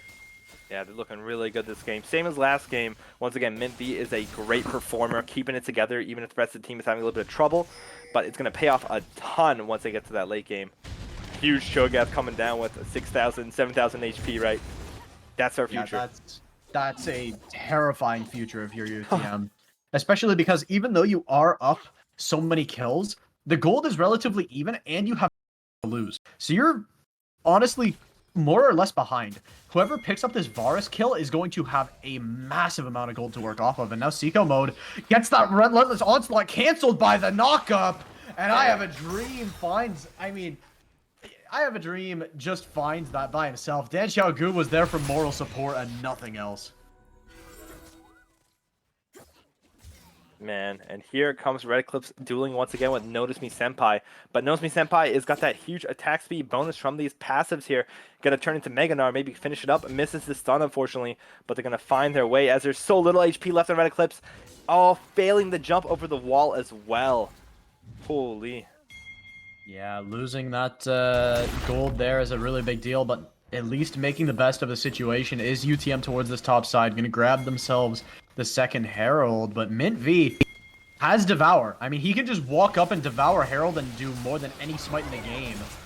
And that's a really scary prospect. In comes Like a Boss as well. If they combine this properly, Mint V going for the silence. Doesn't quite get the Herald, but now looking for the fight. In comes the TP from Notice Me Senpai, looking to try and re-engage. Down Xiaogu has that flawless execution available. Nevermore onto Mint V, looking for the damage. In comes the ulti. Relentless pursuit forwards, and the culling will absolutely shred through. Double kill from Seiko mode, looking for more. Blast code across, trying to chase after I Have a Dream. Relentless pursuit once more. Gets a good stun from Notice Me Senpai, but the rock goes wide. One more auto will do it, and a B. The last one remaining, and he's not long to fall. All of them go down, and a huge fight win from the retirement home. This is crazy. Like, Retirement Hode is slightly behind, but Mint V just leads the team to victory in these dicey situations. Who finds the Herald in this situation, though? I believe it was UTM? I believe so, yeah. I believe I Have a Dream was able to find that smite. But again, it's only really a silver lining at this point. Who cares? That was a really big swing for the game, and that is going to be really difficult to try and work their way back from. Yeah, oh man, it's such a tall order, especially Mint V leading the charge here. And now there's shutdowns available on 3 members over on retirement. Going to be really good gold to kind of try and cash in. But they are looking so good. Their farm is looking good. Everything's looking good right now in terms of closing this gap. And the gold lead is slightly in their favor. Yeah, it's going to be difficult. The more this Lucian gets ahead, again, the lack of tankiness is really going to come back to bite this UTM team. As we're going to see again, Mint V teleport down to this bot side. Dragon spawning very, very soon here. As it will be the Infernal Soul. A big damage opportunity for these teams. Dan Xiaogu and the rest of UTM going to look to try and contest this as best they can, but the Iron Bushes are going to make it so difficult. Dragging the Dragon in towards the Iron Bushes is going to make it so much harder to try and time a steal. Yeah, here comes the team making their way to try and maybe make something happen. But the HP on the Dragon is so high, as we do see an engage from Nozomi Senpai jumping in with Mega Gnar, putting a bunch of damage onto the opponents. Seiko Mode following him into the engage here, finding a killing spree alongside his buddies here, as the rest of the team is scrambling in the Dragon Pit still. Dan Xiaogu in the dark here, finding a kill on the Seiko Mode, but it's going to be up to Mint V to keep his buddies alive as he leads the charge back to the second half of the fight here, with 2 deaths on either side at the moment, and back onto the Dragon with them, with Retirement looking a little bit healthier. Maybe not in the damage department, as their DPS are dead at the moment, minus Mint V. Yeah, both AD carries are down, and Dan Xiaogu no longer has that flawless execution, so a lot of that damage potential no longer available. Meanwhile, Mint V already has that consume available again, as Mint V looking to go right back into the fight. Rupture can't quite find it. They will have to disengage as the respawn's just that little bit faster for this UTM side, but they have not given up on this Dragon yet. Mint V still lurking in the sides, wants to try and contest this once more. Has that Devour, and he wants to make good use of it. Doesn't have the jungle presence though, and they might have to give this up like a boss. Actually could get caught here. In comes that Hextech Ultimatum, looking for a big amount of damage on towards Radiant, but absolutely gets blown up. Will still get taken down in the end in the back lines by that Ignite, but still a 1-for-1 trade they will gladly take, because now they give chase. Dan Xiaogu will have to Shuriken flip away as the Nevermore will buy that little bit more time. And an extremely extended Dragon fight comes out with UTM just barely ahead. Did they look towards Baron though? With a couple of members down on UTM side, they could possibly try a Baron for a retirement home. I think they're going to opt for just scaring off the opponents first, but there is a chance here. They're picking top lane. They're looking at good old Dan Xiaogu alone in the top. Mint V leading the charge once again. Everfrost not going to find the mark, as he does get that DPS coming out with those Vorpal spikes, man. Big damage. It is absolutely absurd. I mean, Cosmic Drive plus that Everfrost is just such a powerful, especially because this Devour is on such a low cooldown now, and we're gonna see it basically guarantee this Baron if it comes down to a smite fight. They have to try and take the fight ahead of time. They cannot afford to steal. I have a dream in the backline still in a great situation. A B had to pop that Swain ulti very early on here. Oh, there goes the knock-up from good old Mint V, finding a kill alongside Seiko Mode on to B. But they close the doors here. You can't really see what's going on in the pit without any wards at the moment. They're getting pretty low. I don't know if they exactly know that, as they do find their way outside of the bushes. So there's going to be a chase given by Red Eclipse. Doesn't find the hook shot onto the wall just yet. And a re-engage from Nozomi Senpai and Like a Boss on the way in. Amazing ultimate to knock the enemies into his own team, finding huge damage along with his carries. And Mint V getting a last-minute shield from Milio, being an MVP in terms of the HP department. And Dan Xiaogu is going to find one in the Seiko Mode, and the rest are going to walk away with barely any HP. How many times is this Milio going to find infinite value in fights? So good. I mean, it is absolutely insane that they just keep dragging out these fights. The campfire just does so much in terms of just giving you everything you want in these fights. It gives extra range on the Vorpal spikes. It gives you that healing that you're looking for. It gives you a little bit of movement speed as well. That's just everything you could ever ask for, especially when Seiko Mode is still having such a good time. Rapid fire cannon, as well as that Milio attack range boost, he's going to be sniping people from the backline. Man, he looks so good right now, and it's going to be such an explosive fight coming up here, as the Dragon is a little bit away. Don't exactly see the timer, but I know it can't be that long. And yeah, there's just so much damage on either team right now, and it's going crazy. Yeah, this is going to be a really interesting second half of the game here, as a lot of opportunities remaining for UTM to try and pull this one back. The kills look so close, but the gold tells the true story. As marching down the mid lane, there's still so much to take on this map for both of these teams, but for now, it's just going to be all the side of this retirement home team to take whatever they want. They are so strong at the moment. Yeah, only tier 2s left, as you mentioned, and they're going to have to get some work done on those. So they want to get some more map open up and try and find some space when they get to these objectives. But they look so strong on the other side right now, especially good old Mint V on the Cho'Gath. Yeah, this Cho'Gath mid, I doubted it. I had my reservations, but he has just completely shown me what's what. I mean, already building towards a death cap of all things as well here is showing just how confident he is on this pick.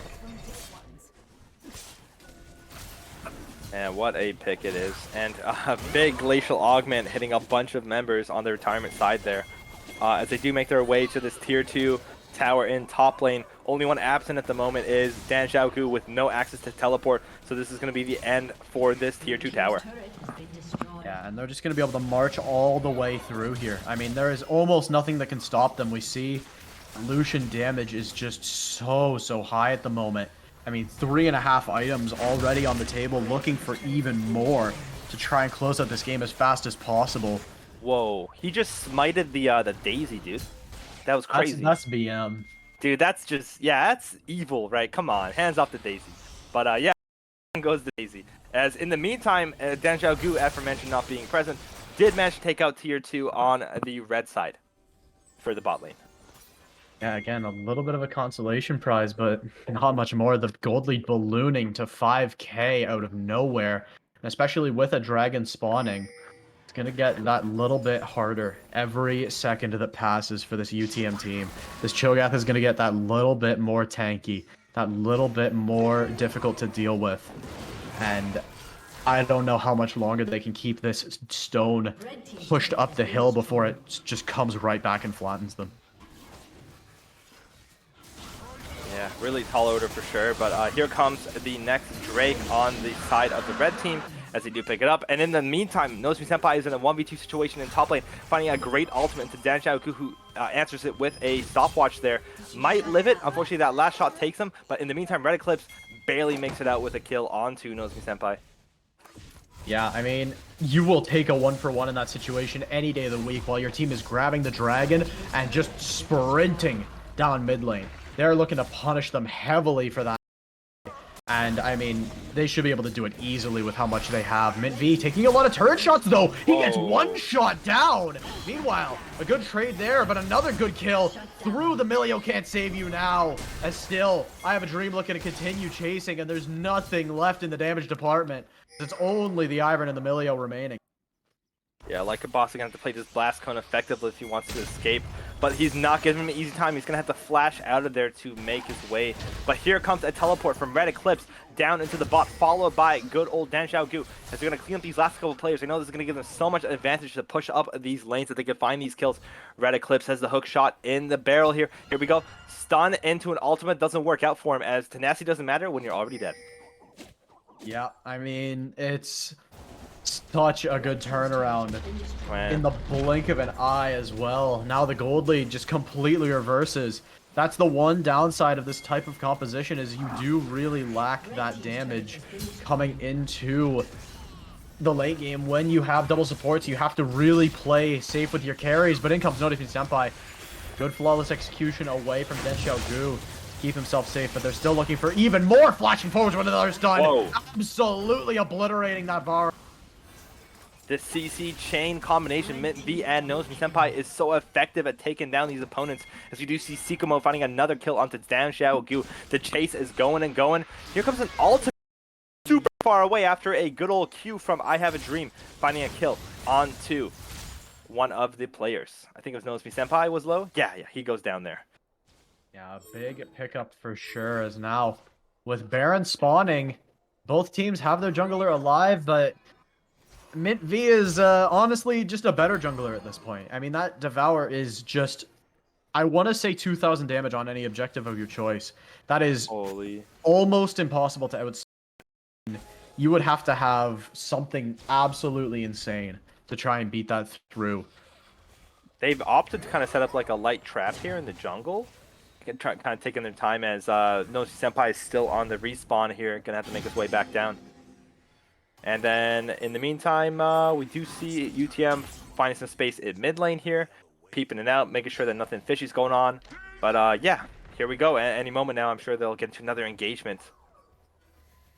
Yeah, these two teams have just been absolutely fist fighting for the past, what feels like 20 minutes. I mean, this game blew wide open at a certain point, and I mean, there was no turning back after that. We see the Guardian Angel here onto the Rek'Sai, gonna try and help some of that potential of getting picked, try and turn that around into an advantageous position where now you don't really want to aggress forwards in towards that Rek'Sai that'll respawn on top of your carries.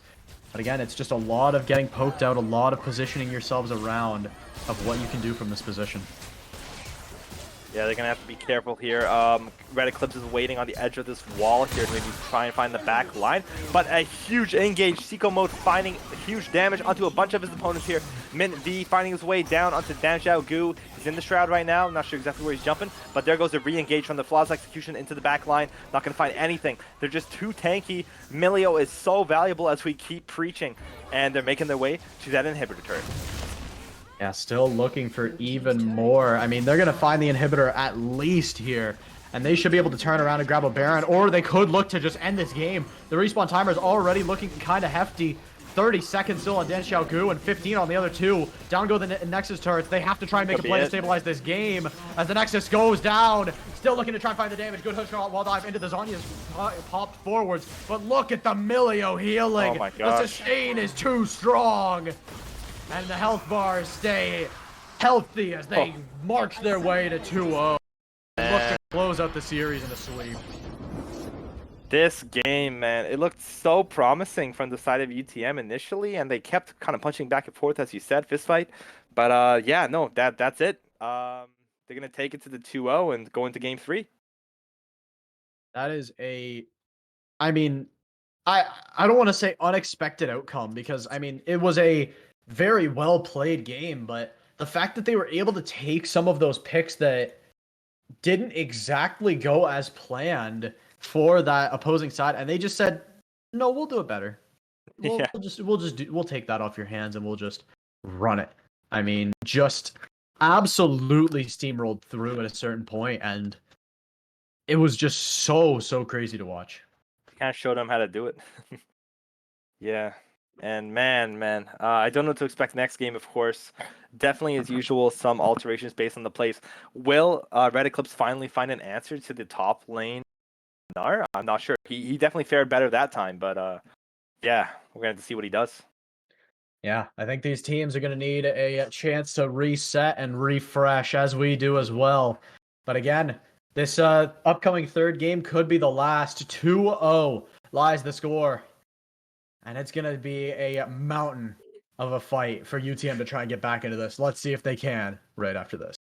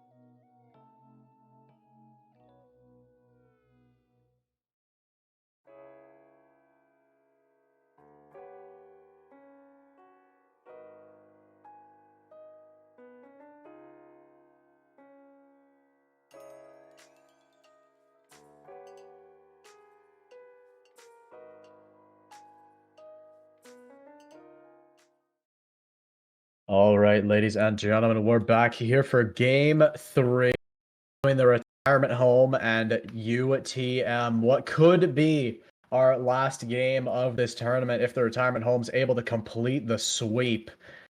Yeah. I don't know. Man, it's Those oh man. looked pretty decisive. Yeah, if they can't get them from ahead, man, like they had the early game advantage, right? If they can't make that work, it looks really dire.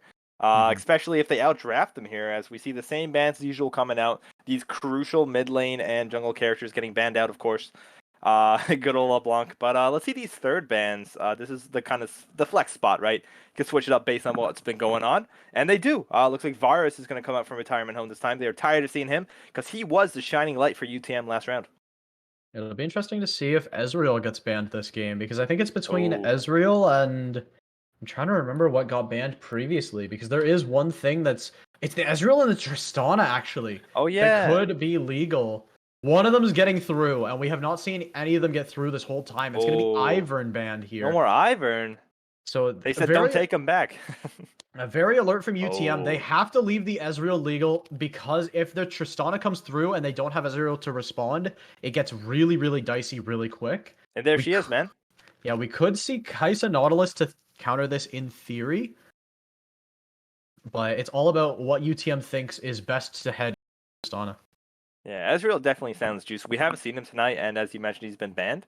But yeah, he's super strong right now, as aforementioned and all that. But yeah, Rek'Sai seems to be their first pick. Always a decent character for I Have a Dream, I think. I always mix up which jungler switch, but I Have a Dream over on UTM. Should be picking it up. Yeah, that'll be again. It's weird that it's seen such high priority. It's not done poorly by any means, but I feel like it hasn't had the most insane Mhm. of impacts. But this time, when it doesn't have to deal with an Ivern, I mean, it's very possible that it just completely steamrolls the game. Yeah, we're gonna see a fresh jungler this time. Because it's been Rek'Sai and Ivern in every game. And there's Kai'Sa, as you said, probably followed by that good old Nautilus, or taken away by retirement home here with Tristana on Nautilus in bot lane. Super good kill potential there. Yeah, really good to steal that Nautilus away. I think if I had to guess here, it'll either be the Thresh or the Rel picked from UTM to sort of combat that. I feel like it's really hard to out aggro that lane though, as it will be Cassante hovered and picked in here. Another champion we've seen banned pretty consistently. Who cares about jungle counterpicks when you can confirm one of your top laner's best champions? Yeah, no more Gnar, though. Gnar is going to be off the table then, because retirement home typically would grab him for the gameplay, but not coming around. Mm-hmm. And we might see a counter pick of some sort for Cassante. What do they want to pick into him? Seems like a good time to do it. But could be time for support as well, before the support sees some heat. Yeah, I think it's gonna Oh, have to yeah. be support. It's gonna be Tarek, so that sort Okay. of tells me we're just going, okay, we will hope to live against Nautilus Tristana and scale. Man, good old Tarek. Super tanky, great at healing up and shielding up, similar to Milio, in terms of like at least a single target, right? And then that immunity. That immunity can be groundbreaking if timed correctly for your team, especially with Kai'Sa is going to need that support to keep her alive. Yeah, especially because we haven't seen jungle pickup here. There's a lot of really scary potentials. We're gonna see Vel'Koz go down here from UTM.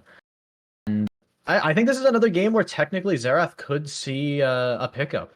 I think it's a very possible thing that, especially due to lacking that AP damage, they have a lot of that good range with Tristana already. If they want to stay nice and far back, poke out the Taric, force out a lot of those opportunities, it is something they can look to draft here, especially Ooh. since they will have that first pick in the second round of drafts.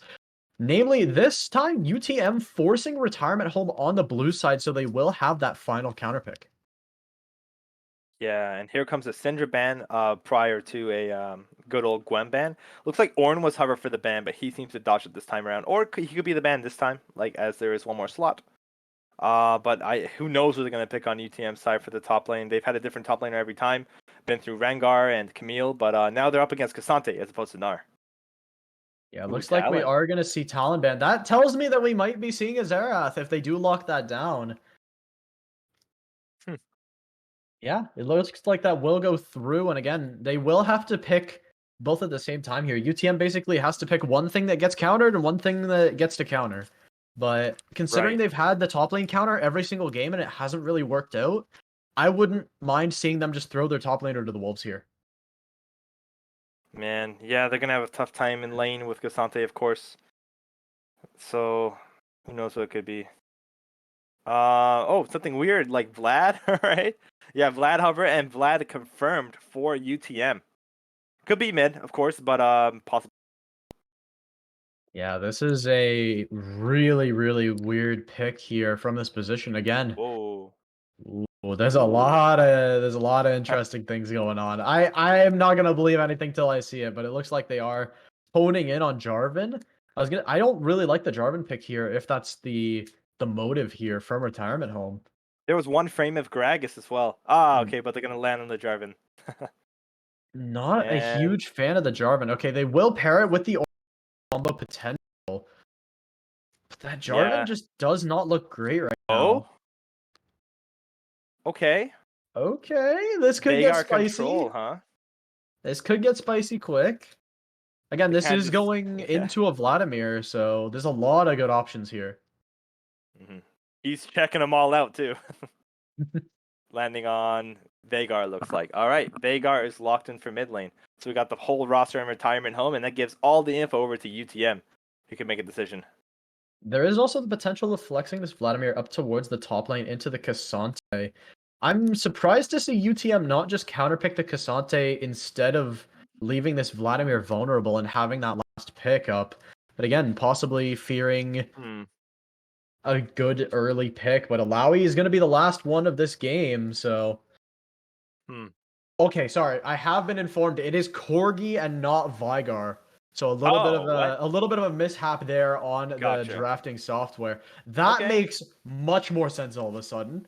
Corgi able to poke out Vladimir very, very nicely, has that package for those team fights where position is really going to excel. Getting those Tristana resets, getting those Nautilus engages with Cassante and Jarvan, really going to be good to lock down these opposing carries on the Kaisa, the Vladimir. Yeah, they have a lot of work to do ahead of them, but yeah, Alawi and the tanky team once again swapped over to UTM. UTM having the slightly, or honestly, they both got some bulk on their rosters there, so we're gonna see how it pans out for the two of them as the picks are locked in and that core key alteration comes through as well. Yeah. With that being said, we're going to need a little bit more time to wait out that spectator delay as we do every single time. But with that being said, hope you all get a chance to grab yourself some water, grab yourself a snack. We'll be right back right after this.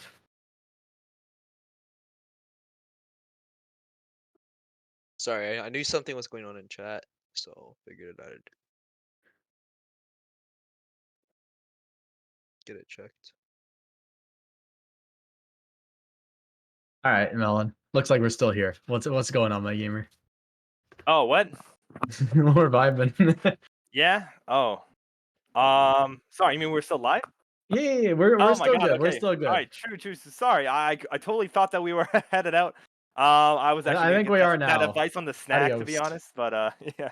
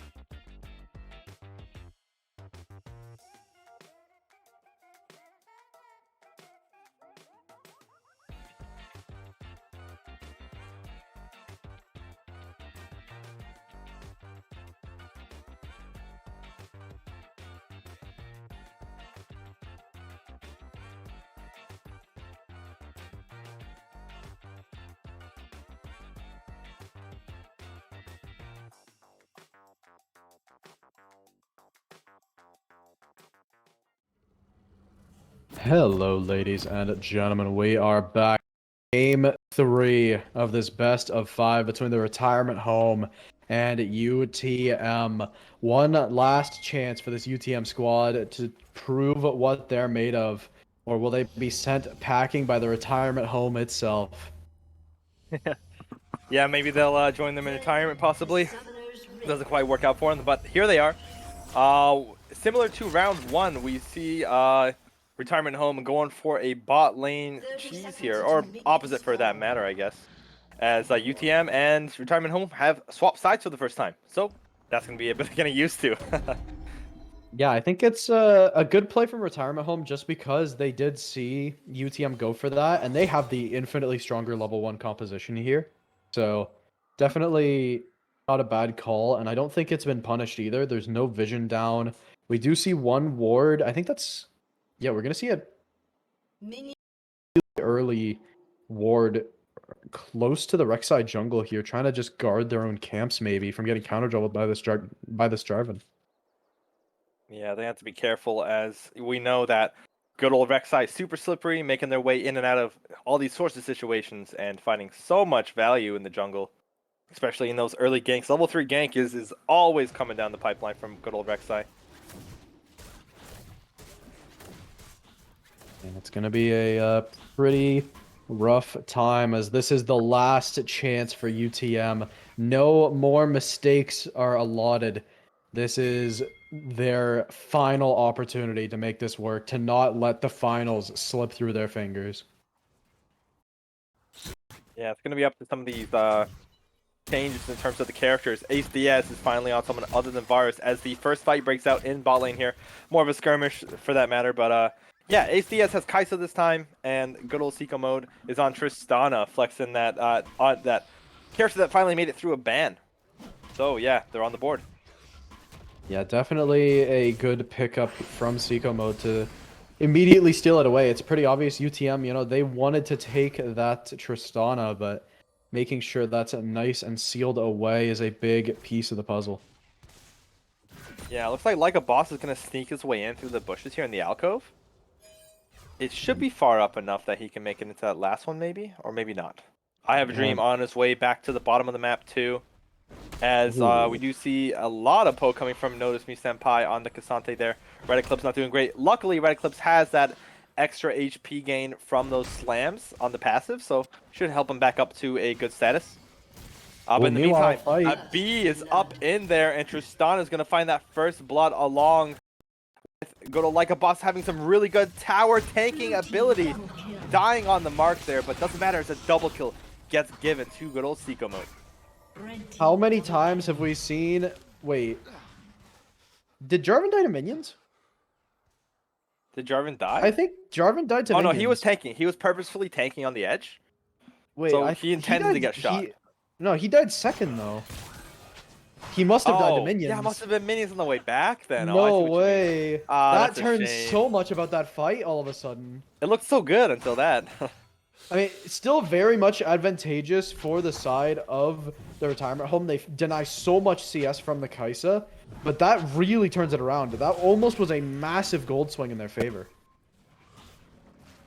Yeah, just about 700 ahead now over on retirement home. So yeah, they're going to have to be careful here, as top lane is still mostly even, minus some of this poke. Go the way of Red Eclipse. Those slams are paying off for sure. And Cassante, I know he's fairly new, and all that. I'm not the most knowledgeable with him, but he is going in here. Catches the slam along with Like a Boss making his way with the jump on the pole there. As Red Eclipse is just stuck in all of these different entities and gets taken down by Like a Boss. But on the way, I Have a Dream is flashing backwards through something. I think he might have not meant to do that. That was a sequence and a half. First, Like a Boss misses a flag and drag on a route, like a stunned target, and then immediately afterwards we see a very questionable flash from I Have a Dream. I think a lot of that might just be the fatigue setting in. These players have been playing for quite a while now. It's been almost 3 hours since the start of the series, and they've been giving it their all every single time. That's so tiring, man. Like, if I had to play League for 3 hours, oh, I don't know, man. Yeah, but here they go. I Have a Dream's making his way back down. It's round 2. No flash this time, but that's okay. He's coming in. He's got that knock up from the underground. And Sikomo jumping over, doing huge damage onto the enemies, finding the reset to make it out of there. So a 1-for-1. 1-for-1 on the supports. Not bad. Yeah, 1-for-1. Meanwhile, it's the jungler getting the kill for that UTM side. So definitely a decent gold swing over towards this Tristana once again. Just trying to power to that Mythic as fast as possible. As meanwhile, I mean, this Corgi has just been having a pretty chill lane against Vladimir in the mid lane. Right, I keep forgetting it's Corki. I thought it was going to be Dagar. But here comes a kill from Notice Me Senpai and Like a Boss once again. These guys are tight. They're teaming up, and they're making sure that they get those confirms onto Red Eclipse. Giving a bad old time. Yeah, Red Eclipse has been permanently playing weak side this whole series. You gotta feel bad for him, but getting this Cassante ahead is such a massive boost. You're able to get that Triforce so early, and then you start actually really dealing damage. And that's going to be really difficult to deal with. Yeah, Cassante. Interesting character. I want to see what he can get up to in this game, because like once he pops that ultimate, he gets dangerous. Cue the Jaws music.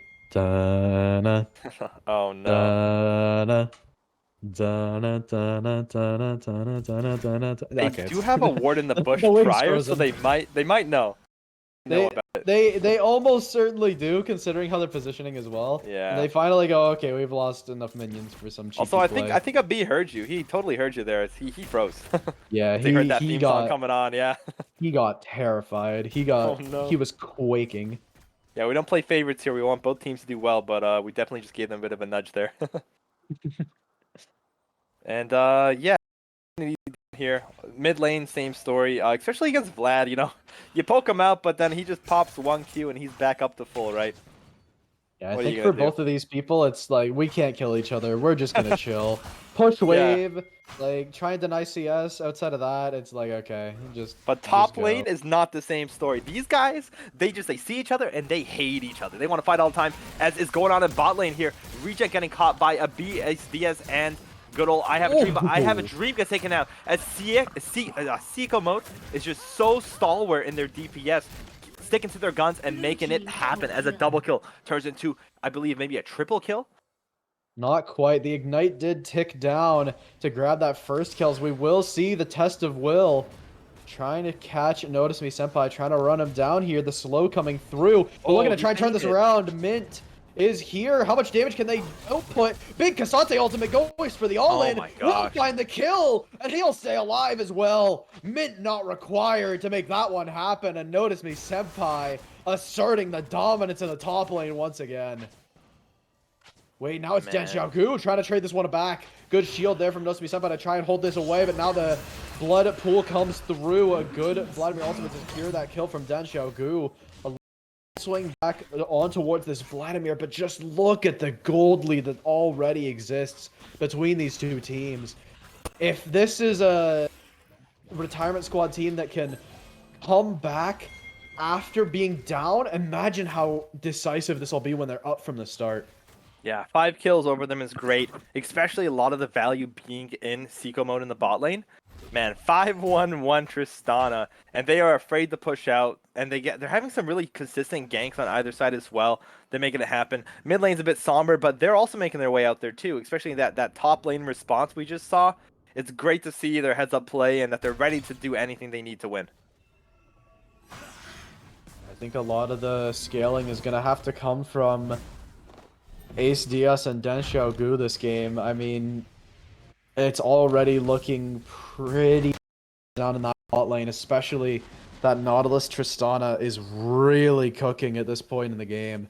It's going to be such a difficult try to try and work this one through. A good pull there from Red Eclipse, but notice me, Senpai has way more items to work off of. Still trying to look to make this fight happen. Has so much stacked up. Has that grasp as well. Looking to try and re-engage. Doesn't quite get the pull there, but meanwhile, Seiko mode onto a B right before that. Invulnerability will pick up that kill as well. It's so unfortunate. That's definitely the best thing about Tarek. If he can give you that invulnerability, it feels great. But missing it like that is a shame. And once again, the fight breaks out here. And as always, like a boss is waiting in the wings to help out Notice Me Senpai. Gonna knock down Red Eclipse once again. Like a boss, can we please hit one flag and drag this game? Please, please, please, please, man. please. Hey, at least he's in there. He is ganking the one lane where Cataclysm actually does something, which is a good play. Oh, good re-engage. Look at the Trist damage on I Have a Dream. Still looking for more as Seiko mode. He's got a full Kraken Slayer, and he wants to use it right now.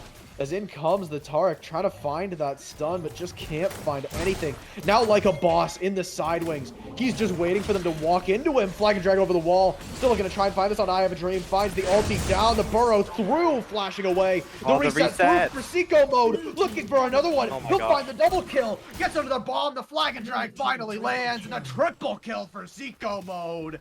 As he goes Seiko mode, finding them all. 9 within the first 11 minutes. 911, dude. He's got the emergency number in his score right now. Dan Xiaogu is answering the call, though, coming down from mid lane. Maybe find something. Just Vlad is really slow, right? I mean, Dan Xiaogu's looking to make it 10 kills at this point. There is no way you can afford to be going for this. He's going for this under the turret. How much confidence does he exude? Still somehow gets out of that, but just a crazy play. He had to try. Because those shutdowns are looking so juicy right now.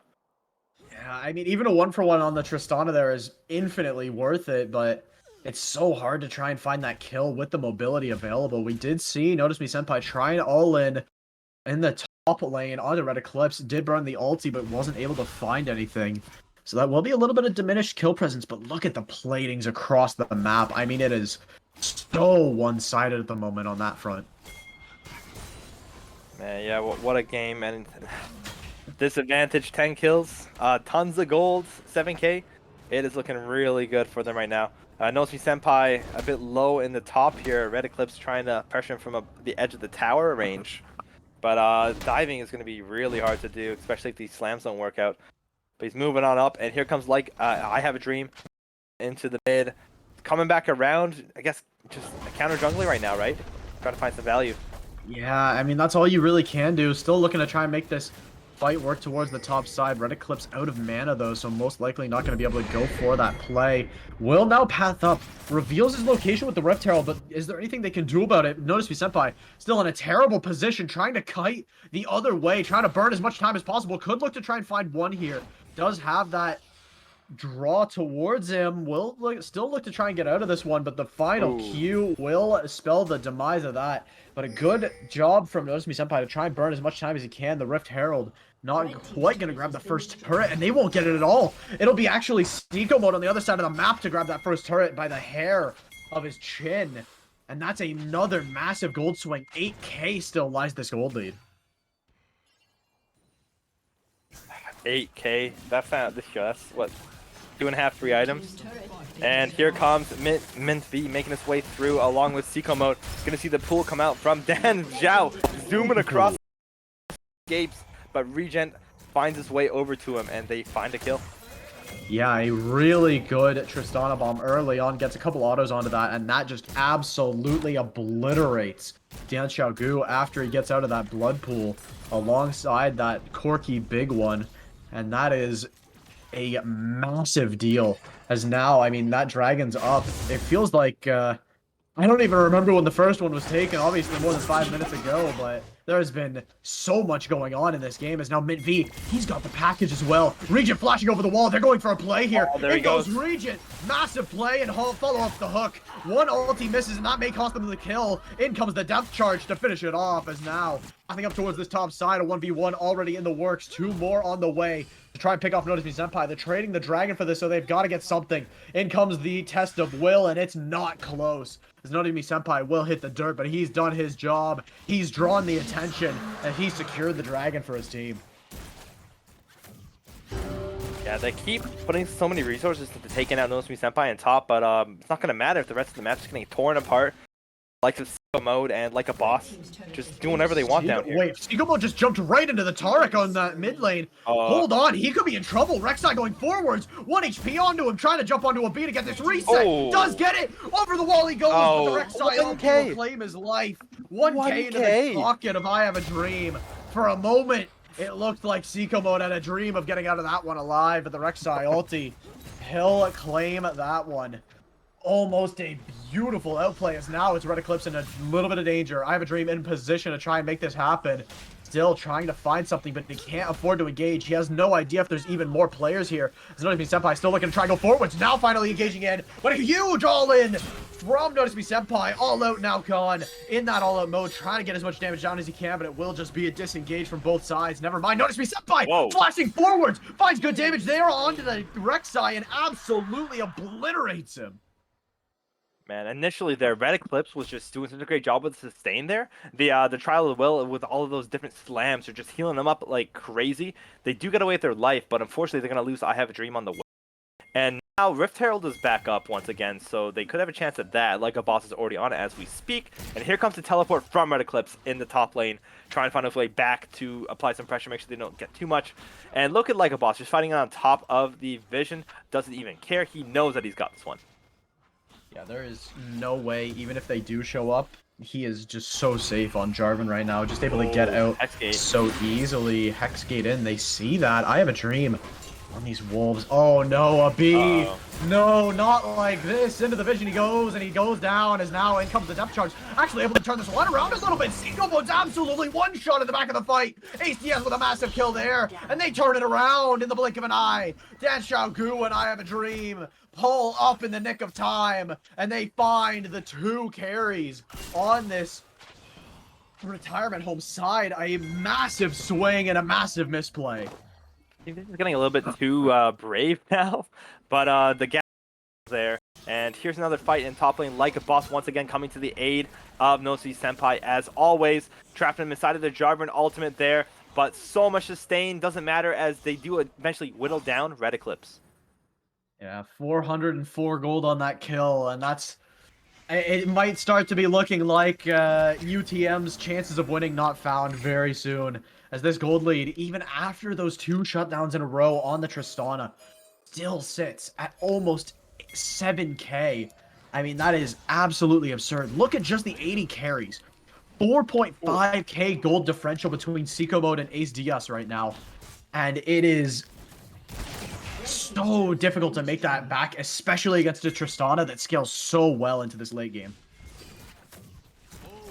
Gonna be up to those assassins to keep getting her. They managed a couple times recently, but here comes Shelly in the mid lane, gonna find the execution tower. I Have a Dream in hot pursuit here, making their way down with the burrow. Can find a knock up soon, hopefully. Here comes the immunity, maybe a bit too early as no one's really in the fight at the moment, but I Have a Dream makes it all the way into the back, finds a kill. Mint V doing huge damage on Corki. He's still a great DPS back in the fight here. Teleport coming out from Notice Me Senpai up in the top lane, making their way over to Red Eclipse, gonna lock him down hopefully, but Ace Diaz is right around the corner, ready to do some DPS on Kai'Sa, albeit maybe not too much, but they are really tearing apart this team. And man, Notice Me Senpai is all over the place, teleporting everywhere with Cassante. I see why they're banning this guy every single match. And here comes the ultimate from Like a Boss to lock down a B, and it's only Ace Diaz standing alone on the side of UTM. I mean, that's just about the best fight UTM could have asked for. They get the initial pick on the Tristana. They find that disengage afterwards to not lose any members. And it's just Mint V on this Corki that absolutely tears them in half. Notice Me Senpai and Like a Boss doing a really great job at keeping them within arm's reach, keeping them stunned up, unable to really do anything. I mean, that fight was just so concise. It's just Mint V just firing off these rockets from range, and there is nothing they can do about it. Nah, you said it, man. There's so much like setup involved in this retirement home squad, and they are performing it so well. You gotta give it to these CCers, Regents, Notice Me Senpai, Like a Boss, to just make a space for their 80 carries to do the work. And Seiko mode is really pushing it back as well. But here we are mid lane. Unfortunately, Notice Me Senpai getting caught. Does find a knock up on the entire team in pursuit, but they're not going to be tanky enough to get out unless their friends are in pursuit. Here comes Regent finding an anchor into a depth charge into the back line. Mint V is just blasting all over the place. Was that a package that he had there? He went so far. Yeah. Package Valkyrie goes forwards, and they're still looking for more. It's Sun Xiaogu looking for even more. And I mean, it's just not possible to find anymore. The Corki is just... It doesn't matter at this point. Another Earth Dragon gonna go over towards this retirement home team. As now, I mean, they're just playing with their foods. Oh, no, apologies. it's a Hex Tech. Yeah, the Hextech. top left is glitched right now. It's showing Earth spawning, but it's not been. It's done that since they added Hex and Chemtech Drake to the game. It's been broken for like 4 years now. Yeah, oh my gosh. It's great. Meanwhile, on the bot side though, Seiko mode. How does Seiko mode keep dying? He goes and does trade 1-for-1 for Ace DS. Ace DS will take that idea of the week, but now the rest of his team in a really bad situation. Like a boss trying to push forward, does get stunned up there by that Tarek. Will get a good flag and drag forwards. Has that Cataclysm to try and zone it off if he needs to. Will drop it behind that player, trying to get a B at least in this play. But the flag does not have a drag, and that's going to be the end of his life. As once again, Seiko mode overextending and maybe, just maybe, giving UTM a window back into this game. Yeah, they have to do everything they can to try and stay in, as the gap is still huge. This Dragon gap is immense. Hextech's Soul is really overpowering if you can get those ticks off of it. And Baron's up at the moment. Maybe they're going to start looking towards that. That could be game ending if they push in enough. They got an open inhibitor in middle there, along with only a couple inhibitor turrets, as well as one tier 2.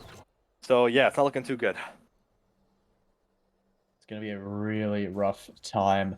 I mean, I keep saying that, and it keeps being the case, as there is only the Rek'Sai that is up on gold at the moment, and especially because it is the lethality, it just gets completely stonewalled by this Cassante. They have to try and get into the back line, take down Mint V, I feel, at this stage in the game. Stana's doing well, but Mint V is just doing so much better. Yeah. Oh, man. Mint V has been so consistently like performing this whole night. Like every time we look over to their score, even when things are dire or there's much like deaths across the board, they are few or none for that matter. And here we are looking for like maybe like kind of a Baron setup, de-warding far into the jungle here, as he does find I Have a Dream in the enemy jungle. Cataclysm to lock him down, but he's out of there with a burrow, and it's going to be up to Dan Xiaogu to find his way. But unfortunately, the ultimate does not come out fast enough from Tarek. He's not going to see the immunity come through. As a double kill for Seiko mode, they're going to stay in pursuit. Of course, Regent ready with the anchor and maybe the death charge as well, as they are making their way through. A B getting stunned, rooted down for that matter, and into the back line goes much damage. Cassante to follow, and that's going to be it for one of them, as Red Eclipse is the last line of defense, and this could be the end of the game here. Everyone is down. I'd be shocked if it isn't. Those respawn timers are looking a little too hefty. 12 seconds on Dan Xiaogu, but how much can he even do from this position? Like a boss of low HP, but it's just a matter of time. A matter of inches was all it took.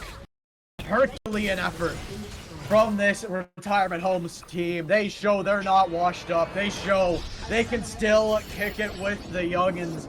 And they absolutely dominate UTM and claim the championship in this CIE Legends Finals.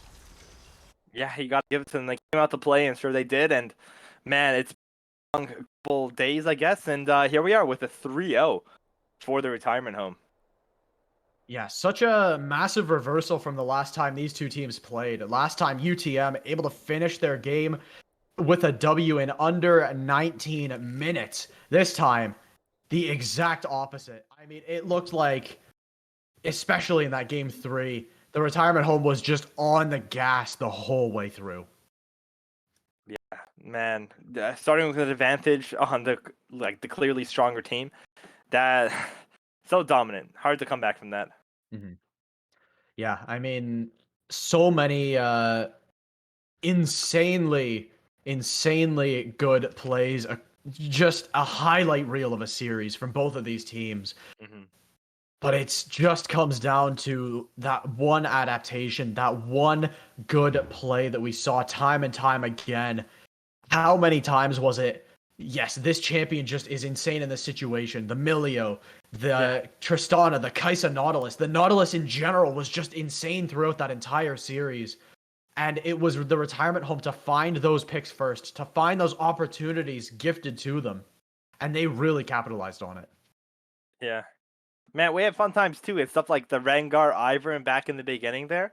And the constant use of Rex Ivory match, just doing some wacky situations where they're disappearing with their ultimate and coming out at the right spot. There was a lot of fun in this series as well, regardless of all the hardships there for either side. Yeah, still nothing. It's not a matter of they get nothing. UTM still walking away from this with a pretty hefty chunk of change, but the retirement home heading home with the biggest coin purse. They'll spend it on some bingo nights back at the retirement home. They'll have plenty of fun activities to work off of. But with that being said, thank you all so much for joining us. It's been an absolute blast to join all of you, and hopefully you enjoyed joining us for this grand finals. A little bit more decisive than I think many of us would have liked, but such is the dominance of the retirement home.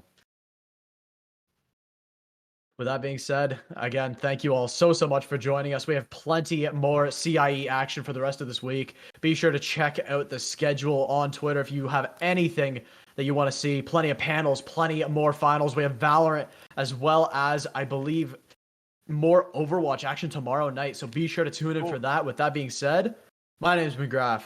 I'm a job at Melon. And I hope you all have a wonderful rest of your night. Have a good night.